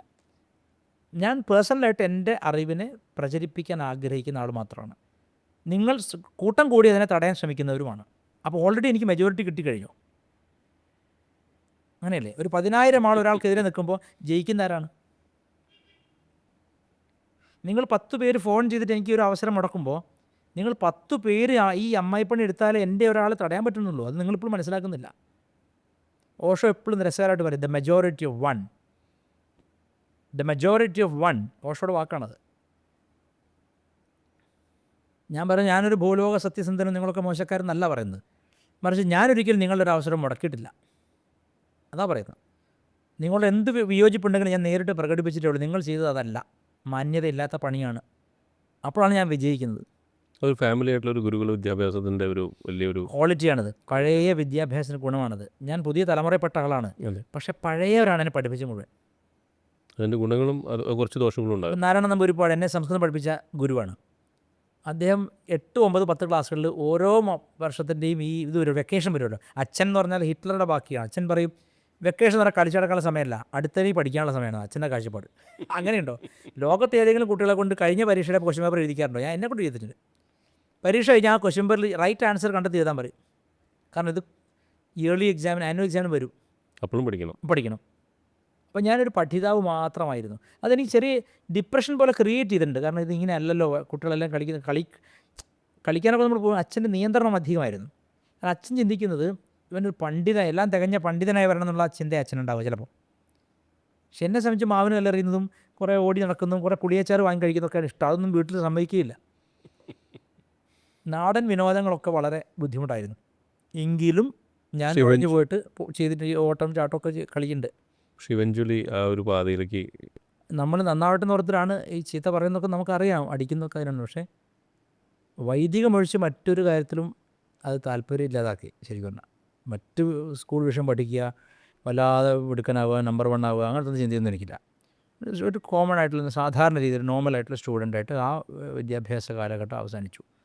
പിന്നെ കൊളീജിയറ്റ് എഡ്യൂക്കേഷൻ വന്നാൽ കുറച്ച് സീരിയസ് ആയി. കാരണം കവിത പഠിക്കണം, വായിക്കണം. കുമാരനാശാൻ, വള്ളത്തോൾ, ഉള്ളൂർ തുടങ്ങിയിട്ടുള്ള അങ്ങനത്തെ ഒരു വലിയ പ്രപഞ്ചം. എൻ്റെ അച്ഛൻ ഏറ്റവും ഇഷ്ടപ്പെട്ട കവി P. കുഞ്ഞിരാമൻ നായരായിരുന്നു. അതുകൊണ്ട് തന്നെ കുഞ്ഞിരാമൻ നായരുടെ കവിതകൾ മിക്കതും എനിക്ക് മനസ്സിനുള്ളിൽ കൊത്തിവെച്ച പോലെയാണ്. കാരണം അച്ഛൻ എപ്പോഴും പറയും, അച്ഛനോട് വലിയ പരിചയമായിരുന്നു, അവർ തമ്മിൽ നല്ല പരിചയമായിരുന്നു. 2 വരി ചൊല്ലാൻ പറ്റുമോ? അദ്ദേഹം കാസർഗോഡായിരുന്നു. 2 വരി ചൊല്ലാൻ പറ്റുമോ? 2 വരി 2000 വരി ചൊല്ലാം. സൗന്ദര്യപൂജയൊക്കെ ചൊല്ലാം നമുക്ക്. സൗന്ദര്യലഹരിക്ക് വെച്ചിരിക്കാൻ, മാറ്റി വെച്ചിരിക്കാനത്.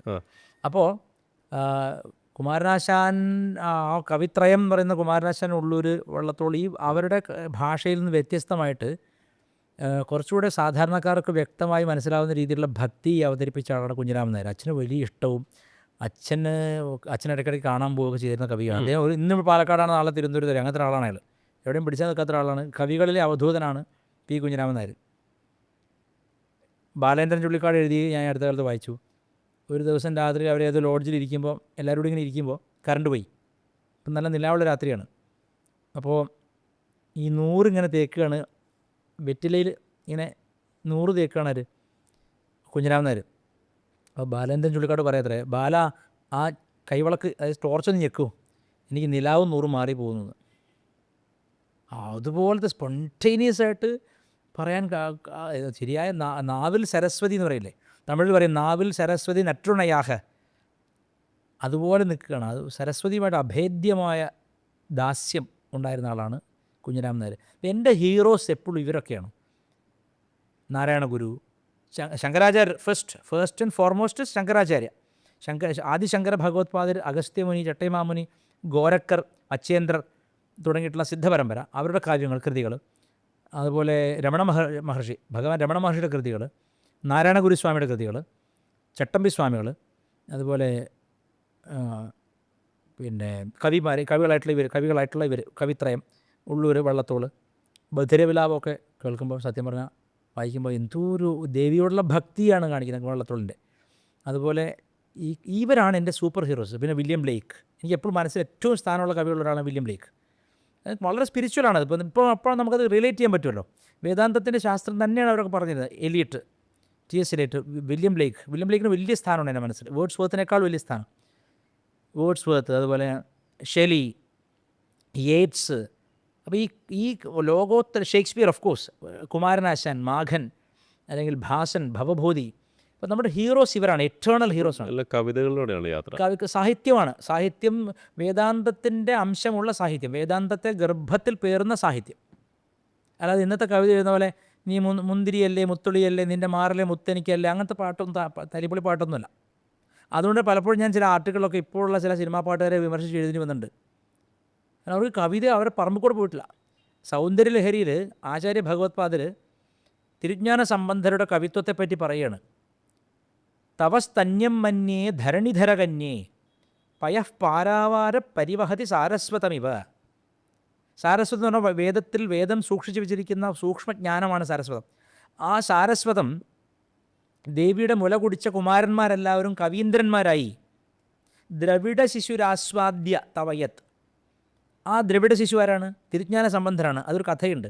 അതായത് തിരുജ്ഞാന സംബന്ധർ കുഞ്ഞായിരിക്കുമ്പോൾ അച്ഛൻ്റെ കൂടെ ഒരു ദിവസം പുലർച്ചെ വെളുപ്പിന് ശിവക്ഷേത്രത്തിൻ്റെ കുളത്തിൽ അച്ഛൻ മുങ്ങിക്കുളിച്ച് അഘമർഷണം ജപിക്കാൻ വേണ്ടി മുങ്ങി. ഇരുട്ട് മാറിയിട്ടില്ല, പുലർച്ചെയാണ്. കുട്ടി പേടിച്ചു, അച്ഛൻ എവിടെ പോയി എന്ന് കാണാനായിട്ട്. കുട്ടി പേടിച്ച് ഉറക്കെ അപ്പാന്ന് വിളിച്ചു. അപ്പോൾ അകത്തിരുന്ന പരമശിവനാണ് വിളി കേട്ടത്. പരമശിവൻ ഒരു വെള്ളക്കാളയുടെ പുറത്ത് ദേവിയോടൊപ്പം ഏറി വന്നു. എന്നിട്ട് ദേവിയോട് കുഞ്ഞിന് പാൽ കൊടുക്കാൻ പറഞ്ഞു. പാർവതി ദേവി തൻ്റെ മുല പിഴിഞ്ഞ പാലൊരു കിണ്ണത്തിലാക്കി കൊടുത്തത് കുട്ടി കുടിച്ചു. കുടിച്ച ഉടൻ കുട്ടി കവിയായി തീർന്നതാണ്. അതാണ് തവസ്തന്യം. സ്തന്യം എന്ന് പറഞ്ഞാൽ മുലപ്പാൽ. തവസ്തന്യം മന്യേ ധരണിധരകന്യേ, പാർവതി ദേവി, പർവ്വതരാജകുമാരി, നിൻ്റെ മുലപ്പാൽ ഉണ്ട ഒരു തുള്ളിയെങ്കിലും അകത്ത് പോയവൻ കവികളിൽ ഇന്ദ്രനായിത്തീരുന്നതാണ്. ശങ്കരാചാര്യർ ഈ തിരുജ്ഞാന സംബന്ധർ ദേവിയുടെ പാൽ കുടിച്ചതിനെ പറ്റി പറഞ്ഞിരിക്കുന്നത്. ആ പരയുടെ പാലെന്ന് നാരായണ ഗുരു പറയും. ആ പരയുടെ പാലാണ് കവിത. ആർട്ട് ഫോംസിൽ ഏറ്റവും സൂക്ഷ്മമാണ് കവിത. സൂക്ഷ്മമായിരിക്കണം കവിത. അല്ലാതെ അവൻ ഉറങ്ങുകയായിരുന്നു, അവൻ്റെ അദ്ദേഹത്തെ ജലന്തി ഓടി, ഇങ്ങനത്തെ തരിപ്പൊളിത്തരല്ല. ഇപ്പോൾ ഇറങ്ങുന്ന സിനിമാ പാട്ടൊക്കെ അതുകൊണ്ട്, കാരണം ഇവർക്ക് കവിത്വമില്ല, ഉപാസനയില്ല. ഇവർക്ക് ദേവി ഉപാസിക്കണം എന്ന ഒരു ചിന്തയില്ല. കുഞ്ഞിരാമൻ നായർ അടക്കമുള്ള എല്ലാ കവികൾക്കും ഒന്നല്ലെങ്കിൽ ഇപ്പോൾ കുമാരനാശാൻ സൗന്ദര്യലഹരി മലയാളത്തിലാക്കിയ ഒരേ ഒരു വ്യക്തിയാണ്. സൗന്ദര്യലഹരി ശുദ്ധ പദ്യങ്ങളെ മലയാളത്തിലാക്കിയ ആളാണ്. സൗന്ദര്യലഹരി കാരണം മലയാളം ഉണ്ടെന്ന് പോലും ഇവന്മാർക്കൊന്നും അറിഞ്ഞുകൂടാ. അപ്പം ഒരു കവിത, ഒരു ശ്രേഷ്ഠമായ ശങ്കരാചാര്യരുടെ കവിതയെ അല്ലെങ്കിൽ ശങ്കരാചാര്യരുടെ കാവ്യ ചമത്കാര ശക്തിയെ മലയാള പദങ്ങളിലൂടെ അവതരിപ്പിക്കാൻ അതിലും ശക്തി വേണം. 2 ഭാഷ അറിഞ്ഞിരിക്കണ്ടേ? വേണം. അപ്പോൾ കുമാരനാശാൻ തുടങ്ങിയ എല്ലാ കവികളോടും അങ്ങേയറ്റത്തെ ആരാധനയാണ്. എനിക്ക് ആരാധന മോഹൻലാലിനോടും മമ്മൂട്ടിയോടൊന്നുമല്ല. പിന്നെ എനിക്ക് ആരാധനയുണ്ട് സ്പോർട്സ്കാരോട്, ഭയങ്കര ആരാധനയാണ്. സ്പോർട്സ്, ഓട്ടം, ചാട്ടം, ഇടി, മുഹമ്മദ് അലി, കാഷ്യസ് ക്ലേ, അതുപോലെ നമ്മുടെ ടൈസൺ, ബ്രൂസ് ലീ, ഇങ്ങനത്തെ ആളോട് ഭയങ്കര ആരാധനയാണ്. അതായത് ശരിയായ അച്ചീവ്മെൻ്റ് ആണ് എനിക്ക് തോന്നിയിട്ടുള്ളത്. സിനിമാക്കാരെക്കാൾ 1000 ഇരട്ടി അർഹിക്കുന്നത് സ്പോർട്സ് പേഴ്സൺസ്, ഫുട്ബോൾ താരങ്ങൾ, ക്രിസ്ത്യാനോ റൊണാൾഡോ, മെസ്സി, ഇവരോടൊക്കെ ഭയങ്കര ആരാധനയാണ്. സംഗതി ഞാൻ ബ്രസീൽ ആരാധനാണെങ്കിലും ഇപ്പം ബ്രസീലിൻ്റെ ആ പഴയ കളി പോയി. അച്ഛൻ പെലെയുടെ ഭയങ്കര ആരാധനയായിരുന്നു. അച്ഛൻ ഫുട്ബോൾ ഭ്രാന്തനും ഞാൻ ഫുട്ബോൾ പ്രേമിയുമാണ്. അച്ഛൻ ഭ്രാന്തായിരുന്നു ഫുട്ബോൾ. വീട്ടിൽ ടി വി വാങ്ങിയത് തന്നെ ഫുട്ബോൾ കാരണമാണ്. ഫുട്ബോൾ എത്ര രാത്രിയിലാണെങ്കിലും അച്ഛൻ കാണും. മറ്റുള്ളവരുടെ വീട്ടിലൊക്കെ അച്ഛൻ രാത്രി അപേക്ഷിച്ച് പോയിട്ട് കണ്ടത് എനിക്ക് ഓർമ്മയുണ്ട്. ഫുട്ബോൾ ഈ നമ്മുടെ ഇല്ലാത്ത ടി വി ഇല്ലാത്ത കാലത്ത് ഫുട്ബോൾ താരങ്ങളോട് ഭയങ്കര ആരാധന ഇപ്പോഴും. ഞാനൊരു അത്യാവശ്യം വലിയൊരു കളിക്കാരെന്നാലും അത്യാവശ്യം കളിക്കും. എനിക്ക് ഭയങ്കര ഇഷ്ടമാണ് ഫുട്ബോൾ. അപ്പോൾ ഇങ്ങനെ ആരാധനയുടെ പല തലങ്ങളിൽ ഞാൻ ആരാധിച്ചവരെല്ലാം ഒരു പക്ഷേ നിങ്ങൾക്ക് ആരാധനയ്ക്ക് അർഹരെല്ലാം തോന്നുന്നുണ്ടാവും, എനിക്ക് അറിഞ്ഞൂടാ. ഈ മഹാകവികൾ, ശങ്കരാചാര്യർ മുതൽ ഇങ്ങോട്ടുള്ള ദീർഘദരിശിത്വമുള്ള കവികൾ, ആധുനിക കാലത്ത് ബാലേന്ദ്രൻ ചുള്ളിക്കാടിനെ വലിയ ഇഷ്ടമാണ്. കാരണം ബാലേന്ദ്രൻ ചുള്ളിക്കാടിൻ്റെ കവിതയിൽ ഒരു ഭയങ്കര തീക്ഷ്ണമായൊരു വേദനയുണ്ട്. അത് ശരിക്കും തീ കൊണ്ട് പൊള്ളുന്ന പോലെയാണ്. അദ്ദേഹം രാഷ്ട്രീയപരമായിട്ട് നമുക്ക് എതിർപക്ഷത്തോ അല്ലെങ്കിൽ മതപരമായിട്ട് പോലും ഒരു പക്ഷേ മറ്റൊരു ചിന്തയുള്ള ആളാണ്. പക്ഷേ അദ്ദേഹം കവിതയ്ക്കൊരു വല്ലാത്ത 4 വരി മതി. 4 വരി കൊണ്ട് നമ്മളെ ചുടലത്തീ പൊള്ളിച്ചളയും. 4 വരി കൊണ്ട് കവിതയുടെ എല്ലാ രസവും ഉൽപ്പാദിപ്പിക്കാൻ കഴിവുള്ള ആളാണ് ചുള്ളിക്കാട്. വൃത്തബദ്ധമായിട്ടും അസലായിട്ട് എഴുതും. 2 രീതിയിൽ ആധുനികവും പോസ്റ്റ് മോഡേണൊക്കെ ആയിട്ട് എഴുതാൻ അറിയും. പിന്നെ കഥാകാരികളിലാണെങ്കിൽ മാധവിക്കുട്ടിയോട് വല്ലാത്ത ആരാധനയും പ്രേമവുമാണ്. മാധവിക്കുട്ടി സുന്ദരിയാണ്. ഞാൻ സൗന്ദര്യലഹരിയുടെ ആരാധകനായതുകൊണ്ട് ഇത്തരം സുന്ദരികളോടും സുന്ദരന്മാരോടും വലിയ ഇഷ്ടമാണ്. പ്രധാനമായിട്ടും മാധവിക്കുട്ടിയുടെ അവരുടെ വെറും കടക്കൻ നോട്ടത്തിലൊക്കെ എന്ത് ഭംഗിയാണ്. അവർ ശരിക്കും ഒരു അപ്സര സ്ത്രീയാണെന്ന് എനിക്ക് തോന്നാറുണ്ട്. അവർ സംസാരിക്കുമ്പോൾ വാക്കുകളെ ലാളിക്കുകയാണ്, കടിച്ചു പറിക്കുകയല്ല. ഇപ്പോൾ ചില സംസ്കൃതത്തിൽ PhD ഉള്ള ആൾക്കാരുടെ സംസ്കൃതം കേട്ടാലേ ഓരോ അക്ഷരം എടുക്കുക, കല്ലുമ്പോൾ വെച്ച് കൊത്തുക. സംസ്കൃത ഭാഷയെ കല്ലുകൊണ്ടിരിക്കുന്നവരാണ് ഇപ്പോഴത്തെ മിക്ക സംസ്കൃത അധ്യാപകരും. ഡോക്ടറേറ്റ്സ്. ഭാരതം എന്നൊക്കെ അവർ പറഞ്ഞു കഴിഞ്ഞാൽ മൈക്ക് തെറിച്ചു പോകും. പാണിനി മഹർഷി, പാണിനിയാണ് സംസ്കൃതത്തിൻ്റെ സംസ്കൃതത്തിൻ്റെ ഗ്രേറ്റ് ഗ്രാൻഡ് ഫാദറാണ്. പാണിനി മഹർഷി പറഞ്ഞിരിക്കുന്നത് ഒരു വ്യാഘ്രം തൻ്റെ കുഞ്ഞിനെ ഒരിടത്തു നിന്ന് കടിച്ചെടുത്ത് മറ്റൊരിടത്ത് കൊണ്ട് വെക്കുന്ന പോലെ വേണം ഓരോ അക്ഷരം ഉച്ചരിക്കാൻ എന്നാണ്. അമിതമായി കടിച്ചാൽ കുട്ടിക്ക് മുറിവേൽക്കാൻ പാടില്ല. വളരെ ലൂസായ കുട്ടി വീണു പോകാനും പാടില്ല. ആ ഏറ്റവും ആവശ്യമായ ഗ്രിപ്പ് മാത്രമേ കൊടുക്കാവൂ. ഭ, ഥ, ഇതിനൊക്കെ ഇവർക്ക് വലിയ PhD-കാരാണ്. ഇവരെന്ത് പച്ചടിയാണോ കലക്കി കുടിച്ചതെന്ന് എനിക്കറിയാം. ഈ സംസ്കൃത ഭാഷയെ നശിപ്പിക്കുന്ന ആളുകളാണ് ഇപ്പോൾ അധികം പേരും അധ്യാപകരായിട്ട് വിളങ്ങുകയും വിലസുകയും ചെയ്യുന്നത്. അപ്പോൾ ഈ ഭാഷയോട് ബന്ധപ്പെട്ട എല്ലാത്തിനോടും അടങ്ങാത്ത ആദരവാണ്. വിശേഷിച്ച് ഇപ്പോൾ പോൾ സാറ് വളരെ ഇതായിരുന്നു നിരൂപണം, സാഹിത്യ നിരൂപണം. അദ്ദേഹത്തിൻ്റെ കൃതികളൊക്കെ അച്ഛനടുത്ത് ഇഷ്ടം പോലെ ഉണ്ടായിരുന്നു. അതുപോലെ ജി ശങ്കരക്കുറുപ്പ്, വൈലോപ്പള്ളി, എഴുത്തുകാരിൽ എല്ലാവരും എതിർക്കുമ്പോൾ MT ഞാൻ അനുകൂലിച്ചിട്ടുണ്ട്. എഴുത്തുകാരിൽ MT വലിയ വെറും നായർ തറവാടിൻ്റെ കഥ മാത്രം പറയുന്ന ആളാണ് എന്നൊക്കെ പറയുമ്പോഴും MTക്ക് അസാമാന്യമായ ഭാഷാശക്തിയുണ്ട്. മൂകാംബികയുടെ ഭക്തനാണ് അയാൾ. മൂകാംബിക അയാൾക്ക് ആ സാരസ്വതം കൊടുത്തിട്ടുണ്ട്. കാരണം ഏകാഗിയായ ഒരു മനുഷ്യൻ ആ കഥയിലുണ്ടാവും. അയാളുടെ ഹൃദയം മുഴുവൻ, ആ വേദന മുഴുവൻ ഓരോ വരിയിലുണ്ടാവും. നമ്മുടെ വൈക്കം മുഹമ്മദ് ബഷീറിൻ്റെ ബാല്യകാല സഖി ഒരിക്കലെങ്കിലും വായിച്ചവർ ഒരിക്കലും ബഷീറിനെ മറക്കുകയോ വെറുക്കുകയോ ചെയ്യില്ല. എൻ്റേത് ഈ പറയുന്ന പോലത്തെ നിങ്ങൾ വടി കറക്കുമ്പോൾ അവിടെ നിന്നിട്ട് മാർച്ച് ചെയ്യുന്ന ആളെന്നല്ല. എനിക്ക് വളരെ വലിയ വിശാലമായൊരു ഭൂമികയുണ്ട്. സാഹിത്യത്തിലാണെങ്കിലും സംഗീതത്തിലാണെങ്കിലും. സംഗീതമൊക്കെ ആണെങ്കിൽ DK ജയരാമൻ, അല്ലെങ്കിൽ GN ബാലസുബ്രഹ്മണ്യം, അല്ലെങ്കിൽ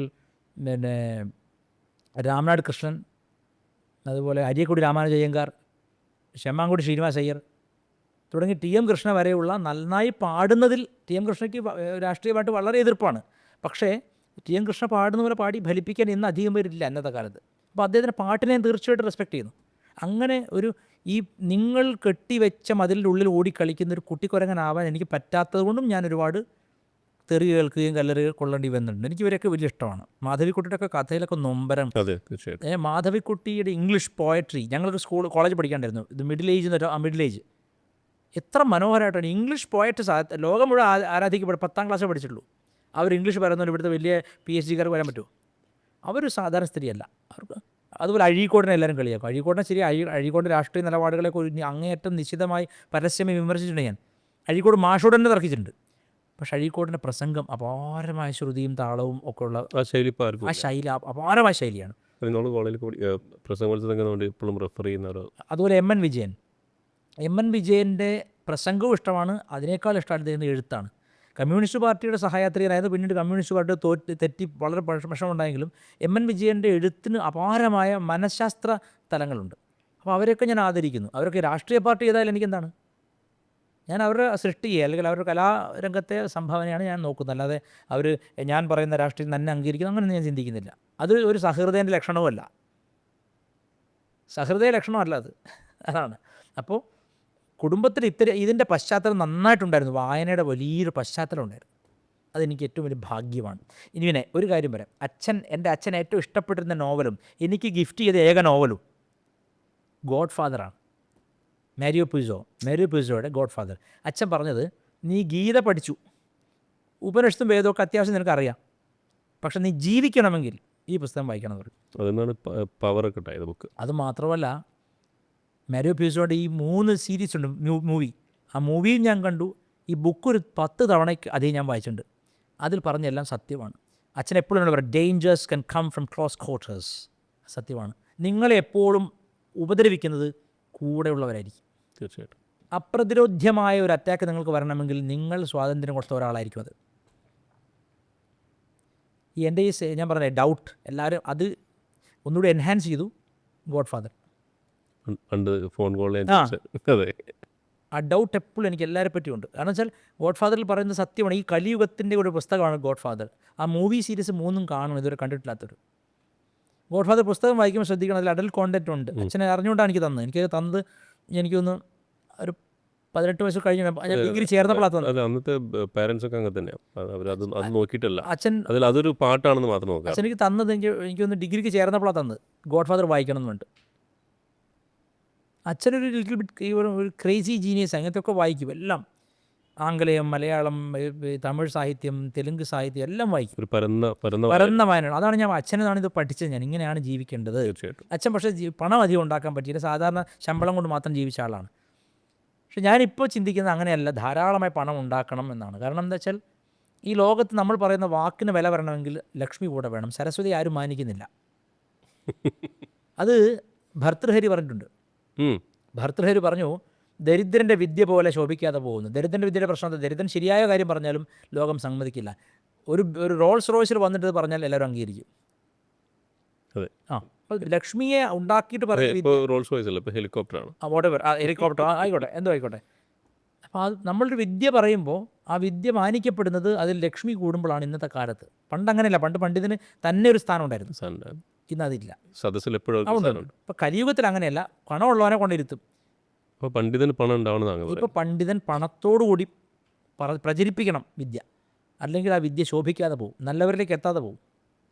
അതുകൊണ്ട് നേരത്തെ പറഞ്ഞാൽ യു ഹാവ് ടു മാർക്കറ്റ്. ആ മാർക്കറ്റ് ചെയ്യുമ്പോൾ നിങ്ങൾ ആ പോസിറ്റീവായ ഗുണം കൂടി ജനങ്ങൾ കൊടുക്കുകയാണല്ലോ. നെഗറ്റീവായിട്ടുള്ള ആളുകൾ 1000 പേര് മാർക്കറ്റ് ചെയ്യുമ്പോൾ നമ്മളൊരു 10 പേര് മാർക്കറ്റ് ചെയ്യണം. അല്ല, അറിയില്ല ആൾക്കാർ നമ്മൾ വിദ്യയുള്ള ആളെന്ന് അറിയില്ല. ഒരിക്കലും അറിയില്ല. അതുകൊണ്ടാണ്. അപ്പോൾ അങ്ങനെ ഒരു കാവ്യത്തിൻ്റെയും സംസ്കാരത്തിൻ്റെയും, പിന്നെ കഥകളി, ചെണ്ടമേളം, പഞ്ചാരി മേളം, ഇപ്പം കുട്ടന്മാരുടെയൊക്കെ പെരുവനം, ഒയ്യോ, തൃപ്പൂണിത്തുറയിൽ പെരുവനത്തിൻ്റെ ഒരു പരിപാടി, എന്താണ് ആ മേളപ്പെരുക്കം. ആ മേളം തന്നെ ശരിക്കും ഒരു ഓർഗാസ്മിക്കാണെന്ന് പറയുന്നത്. അത് നമ്മുടെ ശരീരത്തിന് അതീതമായ ഒരു ആനന്ദത്തെ മൂർച്ചയിലേക്ക് കൊണ്ടുപോകുന്ന മേളമാണ്. എനിക്ക് എൻ്റെ മേളമുണ്ടല്ലോ, മറ്റേ എന്താ പറയുക, മട്ടന്നൂരിൻ്റെ മേളത്തോട് താല്പര്യമില്ല. പാണ്ടിമേളം പോലത്തെ മേളത്തോട് താല്പര്യം. എനിക്ക് ഏറ്റവും താല്പര്യം കുട്ടന്മാരെയാണ്. അതുപോലെ തന്നെ ഒരു എന്താ പറയുക, അങ്ങനെ പെരുകയാണല്ലോ കുട്ടന്മാരെ. ഈ കാറ്റടിപ്പിച്ച് അതിനങ്ങോട്ട് ആളിക്കാണ് ബോൾസ്. പിന്നെ ഇപ്പോൾ ഹാർമോണിയം കൊട്ടുമ്പോൾ പുറകിൽ നിൽക്കുന്ന ആൾക്കാർക്കൊക്കെ ഓളം ചെല്ലും. ശരിക്കും സ്പിരിച്വൽ ആർട്ടാണത്. ഒരു സ്പിരിച്വൽ ആർട്ടാണ് ചെണ്ടമേളം. അപ്പോൾ ഈ കുട്ടന്മാരെയാണ് ഞാൻ കേട്ടതിൽ ഏറ്റവും എനിക്ക് എന്തോ ഡിവിനിറ്റി തോന്നിയത്. ആ മേളം അങ്ങനെ പെരുകുമ്പോഴേ ശരിക്കും പറഞ്ഞാൽ നമ്മൾ കുണ്ടലിനി എണീക്കുക എന്ന് പറഞ്ഞതിൻ്റെയൊക്കെ അപ്പുറമാണ് അതാണ്. അപ്പോൾ എല്ലാറ്റിനും എൻ്റെ എക്സ്ട്രീമിൽ ഇതുണ്ടെന്ന് നേരത്തെ പറഞ്ഞത്. അതെനിക്ക് അനുഭവിക്കാനുള്ള ഇടമുണ്ടായത് പ്രധാനമായിട്ടും നല്ല കാവ്യങ്ങൾ, നല്ല കവിതകൾ, നല്ല പ്രബന്ധങ്ങൾ. എം എൻ വിജയൻ്റെയും സുകുമാർ അഴീക്കോടിൻ്റെയൊക്കെ എഴുത്തുകൾ നല്ലതാണ്. നമ്മൾ മലയാളത്തിൽ അതൊക്കെ ഉള്ളൂ. വേറെന്താ ഉള്ളത്? നല്ല നല്ല എഴുത്തുകളാണ്. അതൊക്കെ വായിക്കുന്നതിൽ അതിലൊരു സന്തോഷം. പിന്നെ ഊണ് കിട്ടണം, ആഹാരം നിർബന്ധമാണ്. ആഹാരം കിട്ടിയാൽ പിന്നെന്താ, വേറെ നമുക്ക് ഇങ്ങനത്തെ വിനോദങ്ങളേ ഉള്ളൂ. ഫുട്ബോൾ കളിക്കുക, അല്ലെങ്കിൽ ക്രിക്കറ്റ് കളിക്കുക, അല്ലെങ്കിൽ ഇങ്ങനെ നല്ല ഗ്രന്ഥങ്ങൾ വായിക്കുക. ഇതിനൊക്കെ ഭാഗ്യം ഉണ്ടായിട്ടുണ്ട്. കുളത്തിൽ പോയിട്ട് ആ കുട്ടികളുടെ കൂടെയൊക്കെ പോയിട്ട് ഒന്ന് ചാടുക. അങ്ങനെയല്ല, നമ്മൾ ജീവിതത്തിൻ്റെ അതെ. പിന്നെ നാച്ചുറലായിട്ടുള്ള സുഖങ്ങളെയൊക്കെ നമുക്ക് വേണം. ഇതിനൊക്കെ നിഷേധിക്കുന്നതാണ് ആത്മീയത എന്നുള്ള തെറ്റായ ധാരണയാണ്, തെറ്റിദ്ധാരണയാണത്. പിന്നെ ഞാൻ ആരെടുത്തും പോയിട്ട് എനിക്കൊരു അവസരം തരുമോ, എന്നെ വിളിക്കുമോ, എന്നെ ചർച്ചയ്ക്ക് ഞാൻ അങ്ങനെ ചോദിച്ചിട്ടില്ല. എനിക്ക് താല്പര്യമില്ല കാര്യം. അപ്പോൾ അങ്ങനെ ചെയ്യുന്ന ഒരാളല്ല ഞാൻ. അപ്പോൾ അങ്ങ് തന്നെ എന്നെ വിളിച്ചത് അമ്മയുടെ കൃപ കൊണ്ടാണ്. എന്തോ അങ്ങേക്ക് തോന്നിയിട്ടല്ലേ വിളിച്ചത്, അല്ല ഞാൻ അങ്ങോട്ട് എന്തെങ്കിലും പറഞ്ഞു നിർബന്ധം. പിന്നെ എനിക്ക് തോന്നി ഇതിൻ്റെ എന്തോ ഒരു ഈ മാർക്കറ്റിങ്ങിൽ ഞാൻ പിന്നിൽ നിൽക്കുമ്പോഴാണ് ഇവർ നുണ പ്രചരിപ്പിക്കുന്നത്. എന്നെ ആൾക്കാർക്ക് അറിയാൻ പറ്റാത്ത ഈ ഇൻ്റർവ്യൂയിലൂടെ എത്ര പേര് തെറ്റിദ്ധാരണ മാറി. അപ്പോൾ ഞാൻ ഒരിക്കലും വിളിച്ചത് വരരുതെന്ന് കരുതുന്ന ഒരു വലിയ വിഭാഗം ഉണ്ടെന്ന് തോന്നുന്നു. ഈ പറഞ്ഞ മാഫിയ, സ്പിരിച്വൽ മാഫിയ. അവർക്ക് ഇഷ്ടമല്ല ഞാൻ പറഞ്ഞു. ഞാൻ സംസാരിച്ചു തുടങ്ങി അവരുടെ കോട്ടകൾ പൊളിഞ്ഞ് വീഴും. ആ ബുദ്ധിയും അവർക്കുണ്ട്, ആ ബുദ്ധി അവർക്കുള്ളൂ. നമ്മൾ ആ തലത്തിലല്ല ചിന്തിക്കുന്നത്. ഇപ്പോൾ ഉദാഹരണം പറഞ്ഞാൽ എൻ്റെ കൂടെ സുന്ദരകാന്ഡം തുടങ്ങിയ ശേഷം പഠിക്കാൻ വന്ന കുട്ടികൾ മിക്കവരും ഹനുമാൻ ചാലീസ ഞാൻ നിർബന്ധമായിട്ടും വായിക്കാൻ പറയും. ഹനുമാൻ ചാലീസ കലിയുഗത്തിൽ മനുഷ്യന് കിട്ടിയൊരു പടച്ചട്ടയാണ്. കലിയുഗ മനുഷ്യന് ഏറ്റവും ചുരുങ്ങിയ സമയം കൊണ്ട് ഒരു ഉപാസന ചെയ്യണം എങ്കിൽ അത് ഹനുമാൻ ചാലീസ മാത്രമാണ്. വളരെ ചുരുങ്ങിയ സമയം കൊണ്ട് അവൻ ചുറ്റും ഒരു ഡിവൈൻ ആർമർ ക്രിയേറ്റ് ചെയ്യണം, ഒരു പടച്ചട്ട വേണമെങ്കിൽ അത് ഇതാണ്, ഹനുമാൻ ചാലീസയാണ്. കാരണം ഹനുമാൻ ചാലീസ എഴുതിയ ആൾ ആരാണ്? തുളസീദാസാണ്. ഞാൻ എഴുതിയ ഒരു ആർട്ടിക്കിൾ പേരില്ലാതെ മറ്റു പല ഗ്രൂപ്പിൽ പോടി നടക്കുന്നു. അതായത് തുളസീദാസ് എന്ന വ്യക്തി ജനിച്ചു, ജാതകം നോക്കിയപ്പോൾ ജ്യോത്സ്യം പറഞ്ഞത് ഇവന് ഒന്നിനും കൊള്ളില്ല, കുടുംബത്തിന് ദോഷമാണ്, അങ്ങനെ കുട്ടി ഉപേക്ഷിക്കാൻ തയ്യാറാണ് അച്ഛനന്മാർ. അത്രയും ഒന്നിനും കൊള്ളില്ല എന്ന് പറഞ്ഞ ആൾ രാമനാമം കൊണ്ട് രക്ഷപ്പെടുകയും ഹനുമാൻ്റെ ദർശനം കിട്ടുകയും ചെയ്തു. ഹനുമാൻ്റെ ദർശനം കിട്ടിയപ്പോൾ ഇദ്ദേഹം ആവശ്യപ്പെട്ടു, എനിക്കൊരു ഉപകാരം, എനിക്ക് രാമനെ കാണിച്ചു തരണം. ശരി, നാളെ ആവട്ടെ പറഞ്ഞു. അപ്പോൾ പിറ്റേന്ന് നോക്കുമ്പോൾ പെട്ടെന്ന് ഒരു മിനിറ്റ് കൊണ്ട് മുമ്പ് കൂടെ ഒരു രഥം പോകുന്നു. അതിൽ 2 ചെറിയ കുട്ടികൾ, ചിലൊരു 12 13 വയസ്സുള്ള പിള്ളേർ, പച്ച പട്ടുടുത്തിട്ടിരുന്നു. ഒരു വേഗം പോയി കുതിരപ്പുറത്ത്, കുതിര വലിക്കുന്ന തേരിൽ. പിറ്റേന്ന് ഹനുമാനോട് കണ്ടപ്പോൾ തുളസിദാസ് പറഞ്ഞു, രാമനെ ഞാൻ കണ്ടില്ലല്ലോ. നിൻ്റെ മുമ്പ് കൂടെയല്ലേ മഠയാ തേരിൽ പോയ 2 കുട്ടികൾ, അതാണ് രാമൻ ലക്ഷ്മണനും. ഇപ്പോൾ തുളസിദാസ് ചോദിച്ചു, അയ്യോ ഞാൻ ഒരു നോക്കട്ടെ കണ്ടുള്ളൂ, എനിക്കൊന്നുകൂടി. ഞാൻ വീണ്ടും കാല് പിടിച്ച് പിറ്റേന്ന് വേറൊരു സാഹചര്യത്തിൽ രാമനെ കാണിച്ചു കൊടുക്കുകയാണ്. അതേ തുളസിദാസാണ് രുദ്രാഷ്ടകം എഴുതിയത്. നമാമീശമീശാന നിർവാണരൂപം വിഭും വ്യാപകം ബ്രഹ്മവേദസ്വരൂപം. ആ കൃതി. അപ്പോൾ തുളസിദാസ് കാശിയിലിരുന്ന് മഹാദേവൻ്റെ അനുഗ്രഹത്തോടു കൂടി ഹനുമാനെ കണ്ട്, രാമനെ കണ്ട് എഴുതിയ ദിവ്യ സ്തോത്രമാണ് ഹനുമാൻ ചാലീസ. നോർത്തിൽ ഭയങ്കര ഫേമസ് ആയിട്ടുള്ള. അതുകൊണ്ട് തന്നെ നോർത്ത് ഇന്ത്യൻസ് ഹിന്ദുത്വം നിലനിൽക്കുന്നത്. അല്ല, ഞാൻ ഓഫീസിൽ വർക്ക് ചെയ്യുമ്പോൾ പല ആൾക്കാരും അവർ കാലത്ത് ചില മാനേജേഴ്സൊക്കെ അവർ വന്നാൽ അത് ചൊല്ലിയിട്ട് അത് ജോലി തുടങ്ങുള്ളൂ. എൻ്റെ എത്രയോ സ്റ്റുഡൻസും സുഹൃത്തുക്കളും ഉത്തരേന്ത്യയിൽ ജീവിക്കുന്നവരുണ്ട്. അവരും ഇത് ഡെയിലി ചൊല്ലും. ഒരു നേരം ചൊല്ലിയാൽ മതി, 8 തവണ ചൊല്ലിയാൽ മതി. അതിൻ്റെ പവർ അപാരമാണ്. അത് ബ്രഹ്മചര്യം നിർബന്ധമാണോ? നോക്കൂ, ഇതിനെപ്പറ്റി ഞാൻ പറഞ്ഞ കോൺസെപ്റ്റ് ബ്രഹ്മചര്യം എന്ന് പറഞ്ഞാൽ ഈ ആഹാര ശബ്ദാദി വിഷയങ്ങളിലുള്ള അടക്കമാണത്. കേവലം ശുക്ലം കണ്ടെയ്ൻ ചെയ്യുന്നുള്ളത് ബ്രഹ്മചര്യത്തിൻ്റെ ഒരു ചെറിയ പടി മാത്രമാണ്. ഗൃഹസ്ഥനായി ജീവിക്കുന്ന ഒരാൾക്കും പ്രത്യക്ഷം വേണമെങ്കിൽ ഹനുമാനെ ജപിക്കാം. ഹനുമാൻ നിങ്ങളെ വന്നിട്ട് ഉപദ്രവിക്കൊന്നുമില്ല. അവൻ ദുർമൂർത്തിയല്ല. ഹനുമാൻ ഒരു അപാരമായ ശക്തിയുള്ള മൂർത്തിയാണ്. ജീവിച്ചിരിക്കുന്ന മൂർത്തി. പിന്നെ ചിരഞ്ജീവിയാണ്. അതായത് സദാശിവൻ എന്ന് പറഞ്ഞാൽ അവ്യക്തവും അനാദിയും അതീതവുമായ സദാശിവൻ എന്ന ശക്തിയിൽ നിന്ന് 11 രുദ്രന്മാരുണ്ടായി. ആ 11 രുദ്രന്മാരാണ് ഇവിടെ ലോകം ഭരിക്കുന്നത്. സൃഷ്ടിയും സ്ഥിതിയും സംഹാരവും തിരോധാനവും അനുഗ്രഹവും അവരുടെ കയ്യിലാണ്. ഈ 11 രുദ്രന്മാരിൽ ശങ്കരൻ എന്നൊരു രുദ്രനുണ്ട്. ഈ ശങ്കരൻ എന്ന രുദ്രൻ്റെ പ്രത്യേകത അത് മഹാവിഷ്ണുവായിട്ടാണ് പറയുന്നത്. അതിനെപ്പറ്റി അത് മഹാവിഷ്ണു സമമാണത്. ശം കരോതീതി ശങ്കരൻ, ലോകത്തിന് സുഖം കൊടുക്കുക, ശാന്തി കൊടുക്കുക, സ്ഥിതി നടത്തുക. ആ ശങ്കരൻ എന്ന രുദ്രൻ്റെ അവതാരമായിട്ടാണ് ഹനുമാനെ പറയുന്നത്. ശങ്കരസുവന് കേസരി നന്ദന്, ഹനുമാൻ ചാലീസ വരിയാണ്. കേസരി എന്ന അച്ഛനാണ് ഉണ്ടായത്, പക്ഷെ അത് ആരാണ്? ശങ്കരൻ്റെ പുത്രനാണ്. പരമശിവൻ്റെ അംശമാണത്. പരമശിവൻ്റെ 11 രുദ്രന്മാർ, പരമശിവൻ നിയന്ത്രിക്കുന്ന 11 രുദ്രന്മാരിൽ ശങ്കരൻ എന്ന രുദ്രൻ്റെ അംശാവതാരമാണ് ഹനുമാൻ. അങ്ങനെ നോക്കുമ്പോൾ ശ്രീകൃഷ്ണൻ ഗീതയിൽ പറയുന്നുണ്ട്, 10-ാം അധ്യായം വിഭൂതി യോഗത്തിൽ പറയുന്നുണ്ട്, രുദ്രാണാം ശങ്കരോസ്മി. 11 രുദ്രന്മാരിൽ, രുദ്രന്മാരിൽ നിന്നാണ്. പക്ഷേ അത് ഇസ്കോൺകാരോ ഗീതയിൽ ഞാൻ ശിവനാകുന്നത്, അങ്ങനെ ശിവൻ എന്നാണ് പറഞ്ഞാലല്ലോ, രുദ്രന്മാരിൽ എന്നല്ല എഴുതി. അപ്പോൾ ഗ്രാമർ അറിയാത്തവനാണ് ഇത് അർത്ഥം പറയുന്നത്. രുദ്രന്മാരിൽ, 11 രുദ്രന്മാരിൽ, ഏകാദശ രുദ്രന്മാരിൽ ശങ്കരൻ എന്ന രുദ്രൻ ഞാനാകുന്നു. ആര് പറഞ്ഞു? ശ്രീകൃഷ്ണൻ പറഞ്ഞു. എന്നിട്ട് നിങ്ങൾക്ക് ഇപ്പോഴും ശ്രീകൃഷ്ണൻ ശിവനും നമ്മൾ ഫൈറ്റ് നടക്കുക. എന്താ അതിൻ്റെ അർത്ഥം? അതുമാത്രമല്ല കൃഷ്ണൻ പറഞ്ഞത്, സേനാനീനാം അഹം സ്കന്ദ, യുദ്ധം നടത്തുന്ന സേനാനിമാരിൽ ദേവസേനാധിപതിയായ സ്കന്ദൻ ഞാനാണ്, മുരുകൻ. ഇപ്പോൾ ഒന്നും പഠിക്കാത്തവർക്കാണ് ഈ ഫൈറ്റിൻ്റെ പ്രശ്നം. പഠിച്ചവർക്കെല്ലാം ഒരേ സത്ത തന്നെ പല രൂപത്തിൽ പ്രകടീകരിക്കുന്നതാണെന്ന് മനസ്സിലാകും.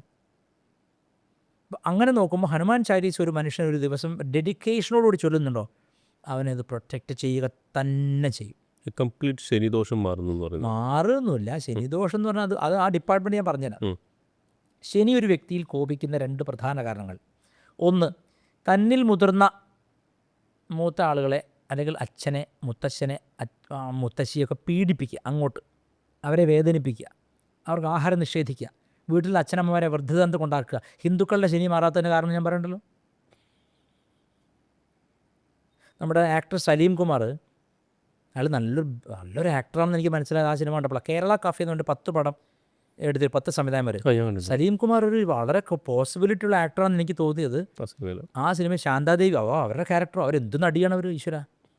ശാന്താദേവി അന്ധയായ അമ്മയായിട്ട് അഭിനയിക്കുന്നത്, മൂത്രം ഒഴിച്ചു അറിയാതെ. ഇപ്പോൾ ഭാര്യയ്ക്ക് ഇഷ്ടമല്ല, ഭർത്താവ് അവരെ കൊണ്ട് കളയാൻ പറയുകയാണ്. അയാൾ അമ്മയ്ക്ക് സിനിമ കാണിക്കാൻ കൊണ്ടുപോയിട്ട് അയാൾ ബസ്സിൽ തിരിച്ചു വരുമ്പോൾ കരയുന്നൊരു രംഗമുണ്ട്. അയ്യോ, സലീം കുമാർ ഒരു എക്സലൻറ്റ് ആക്ടറാണെന്ന് എനിക്ക് മനസ്സിലായപ്പോഴാണ്.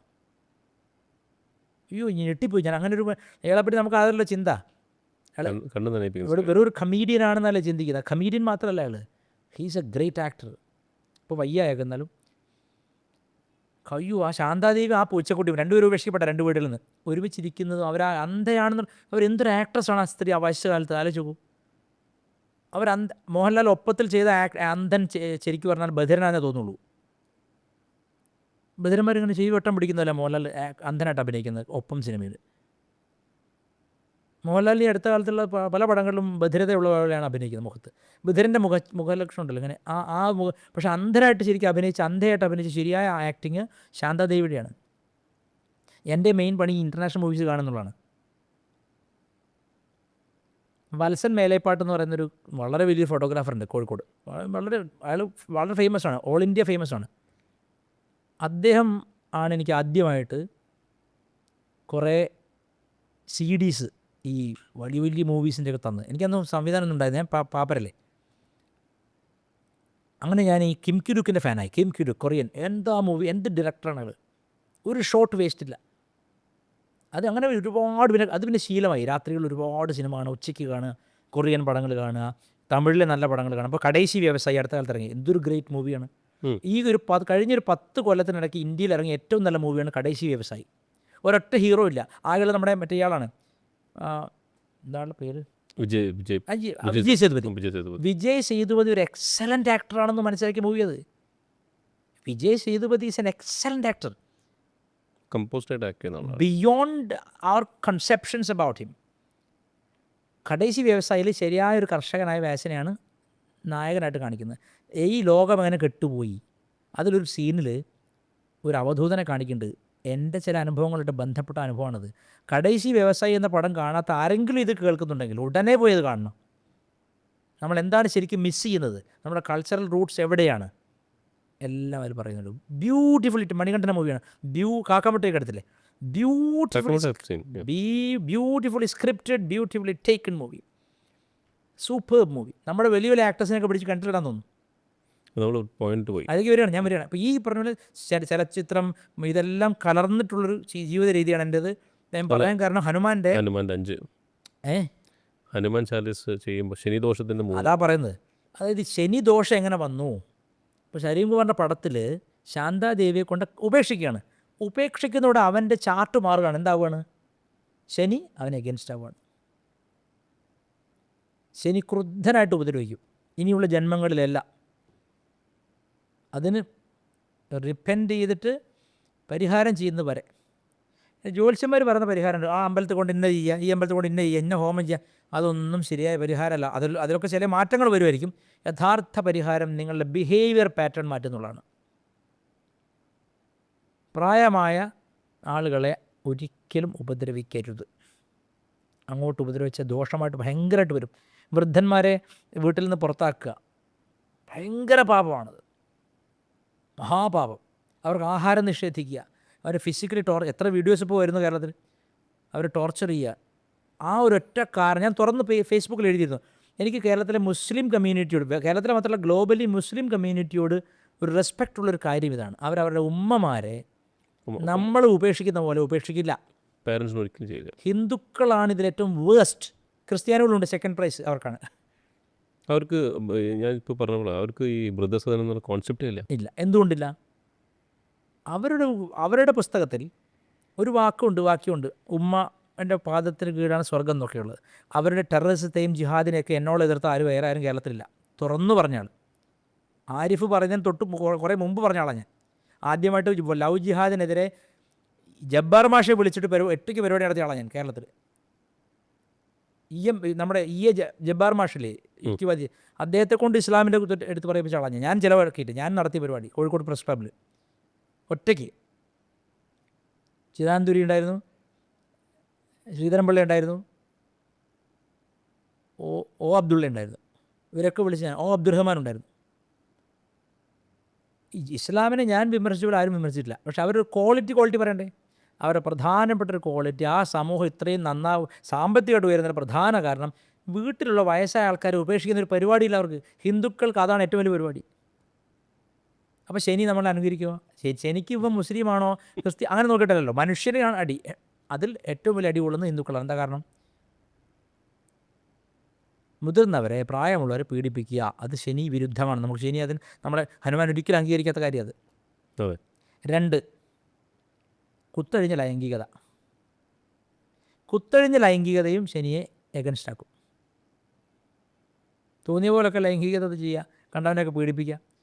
തീർച്ചയായിട്ടും നിങ്ങളോട് ഇഷ്ടമില്ലാത്ത, നിങ്ങളോട് ഇണചേരാൻ ഇഷ്ടമില്ലാത്ത, നിങ്ങളോട് ഇണചേരാൻ വേണ്ടി പോസിറ്റീവായിട്ട് നോട് തരാത്ത ഒരാളെ നിങ്ങൾ കയറി പിടിക്കുകയോ ഉപദ്രവിക്കുകയോ ചെയ്യരുത്. അത് വളരെ കൂടുതലല്ലേ ഇപ്പോൾ. അങ്ങനെ ചെയ്താൽ ശനി എഗൻസ്റ്റ് ആവും.